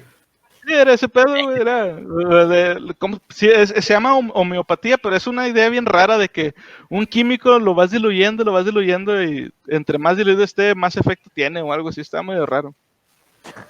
Pero bueno, dice, pero el agente químico más aterrador de los utilizados durante la Primera Guerra Mundial fue el gas mostaza, introducido por los alemanes en julio de 1917. Se disparaba dentro de proyectiles de artillería y al ser más pesado que el aire, se posaba en el suelo, evaporándose lentamente. Lo novedoso de este gas era que resultaba dañino al menor contacto físico con él, para lo que era suficiente una concentración en el aire de de 0.1 partes por millón. Aunque no era letal, solo fallecía el 2% de los expuestos, el sufrimiento que ocasionaba era atroz. Atacaba los tejidos blandos como los ojos y los genitales, güey. Oh, lo Eso ya es pasarse de mamón. Y aún así se ponían de mamones con las escopetas, güey. Sí, güey. Pero, perdón, pese a su eficacia relativa, el gas venenoso contribuyó a hacer de los campos de batalla de la Primera Guerra Mundial el paisaje más apocalíptico que quepa imaginar. Hoy resulta casi imposible concebir un lugar tan impregnado de muerte y destrucción, pero la realidad es que en aquellas trincheras pasaron días, meses y años millones de hombres como nosotros, sometidos a unas pruebas a las que difícilmente podríamos enfrentarnos con el espíritu de resistencia y abnegación que ellos demostraron. Y bueno, pues esto fue un breve vistazo a cómo era ser un soldado durante la Primera Guerra Mundial. ¿Qué les pareció? Aterrador. Sí, güey, está cabrón, güey. Vato, si no te mata el caldo de trinchera, güey, no te muerde una rata, no te ataca los genitales, güey, o te matan de un escopetazo, güey. Todo estaba muy chido, güey. Estaba con Mario. Es que sí hay muchos datos de trasfondo que la neta no tomabas en cuenta, güey. Que aquí, bueno, yo no tomaba en cuenta que aquí pues ya te das cuenta. Y es cierto, güey, o sea, pinches condiciones nefastas en las que estaban los vatos y podían durar ahí que te gusta años. Duraron ahí en las trincheras, güey, soldados. Independientemente de la cuestión bélica, yo le quiero preguntar a Tanque, tú que tienes el conocimiento de este lado, Le pusiste de bueno, mute, tío Murphy. sin querer. Tú ya habías considerado, como habías dicho en el escrito de la otra guerra, tú habías dicho, el otro enemigo, tú habías dicho, o ya habías considerado todos estos factores, aparte del bélico, o sea, aparte de matarse, están Sí. teniendo que matar. Precisamente la publicación no pensé en lo clásico de que atacar. Yo pensé en la condición del soldado, porque lo más habitual era el lodo. Y los ubicó una foto donde están recogiendo un cuerpo y se ve un mar de lodo. Y mi pensar es de, bueno, si estás ahí, porque el lodo les llegaba más arriba de la rodilla. O sea, ¿cómo le hacías para moverte? No podías. ¿No? No, pues, ¿cómo le hacías, güey? No está. Y sobrevivías, no necesariamente tenías óptima calidad de vida. Es correcto, De sobrevivías. hecho. Ya sea por el shell shock o porque te faltaba una pata o un brazo, güey. O sea, O el nepe. o el nepe. Te faltaba el nepe, güey. Te lo mostaceaban bien feo, güey. Te lo mostras. No, pero ahí se te iba se te iba el alma y se te escurría porque Sí. ¿Por el nepe? Sí.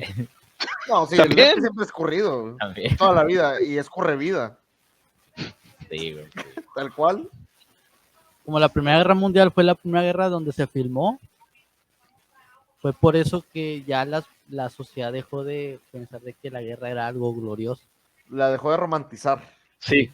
Era que era algo romántico. Hay leyendas de que iban a la guerra, perdón, y les daban flores a los soldados, porque todavía pensaban de que era lo máximo. Pero como se filmó, vieron la realidad, porque esas filmaciones pasaban en los cines. El cine apenas iba empezando. No, y tú sabes que ahorita, realidad. actualmente, y ahorita que reconociste muchas de las películas, sabes que el cine bélico es un género en sí mismo.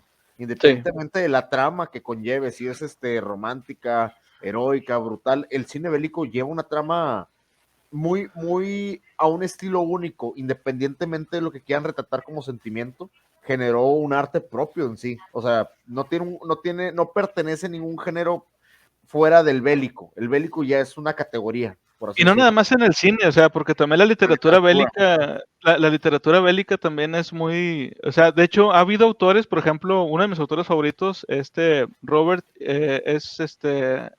perdóname, se me fue ahorita el nombre, es el autor de Tropas del Espacio. Al vato lo acusaron de ser pro militarista, porque en la obra de Tropas del Espacio, él romantiza a los militares, güey. O sea, él dice que para que la nación crezca, los militares deberían de ser los que lideraran el partido, digamos, el gobierno. Y lo acusaron bien cabrón de eso, güey. Y otro autor escribió un Robert A. libro. Heinlein. Robert A. Heinlein, gracias. Es que se me olvida el apellido. Y otro de los autores de esos años, estamos hablando de ciencia ficción, escribió un libro que se llama La Guerra Interminable, en donde es lo contrario, güey. O sea, básicamente es el mismo escenario, son soldados en el futuro con trajes de batalla, como en StarCraft, por ejemplo, pero te lo pone al revés, en lugar de ser glorificados y son la mamada de los soldados, aquí es al revés, güey, los soldados los tratan de la chingada. O sea, les dan sus trajes bien chidos y todo, pero los empinan, güey. Pero bueno, eso fue el primer vistazo, digo, la verdad, Tan, que te agradecemos muchísimo por la oportunidad, gracias, Gabo, por tenernos tan buen invitado, y sobre todo para poder platicar con alguien que tenga ese conocimiento, sobre todo fuera del marco bélico en sí, como conocimiento de la guerra. Digo, yo supongo, Tan, que también estás versado en algún otro tipo de movimiento militar fuera de la Primera Guerra Mundial. O sea, que sabes más de otras guerras y movimientos, por así decirlo. Entonces nos gustaría saber... Historia militar universal. ¿Cómo? Historia militar universal. Ah, excelente. En todo caso, nos gustaría si pudiéramos tener otra oportunidad de invitarte para analizar algún otro tipo de guerra. Créeme, Claro hemos hecho muchos análisis de diferentes libros bélicos y diferentes historias de guerra, pero es bueno tener a alguien que pueda llevar un conjunto del mismo y sobre todo que sea especialista en materia. Digo, siempre se agradece la gente que sabe más que uno.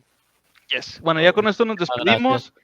¿Dónde te puede seguir la gente, Tanque? ¿Qué estás haciendo en redes? Bueno, pues ahorita quiero regresar a lo que hacía antes en redes de hacer publicaciones bélicas. Lo había dejado de hacer, pero lo voy a volver a hacer ya algo más extenso. Me pueden encontrar como Eddie GR en Facebook. Y mi Insta, bueno, luego se los paso, es Eddie GR-93. Igual manera tus publicaciones, nosotros tenemos una página que es la página de Facebook de la Biblioteca Pública Mundial, donde con todo gusto se te acepta todo lo que publiques, ahí se le puede dar difusión sin ningún problema. Es un espacio totalmente abierto y público para que puedas aprovecharlo. Sí, es cierto.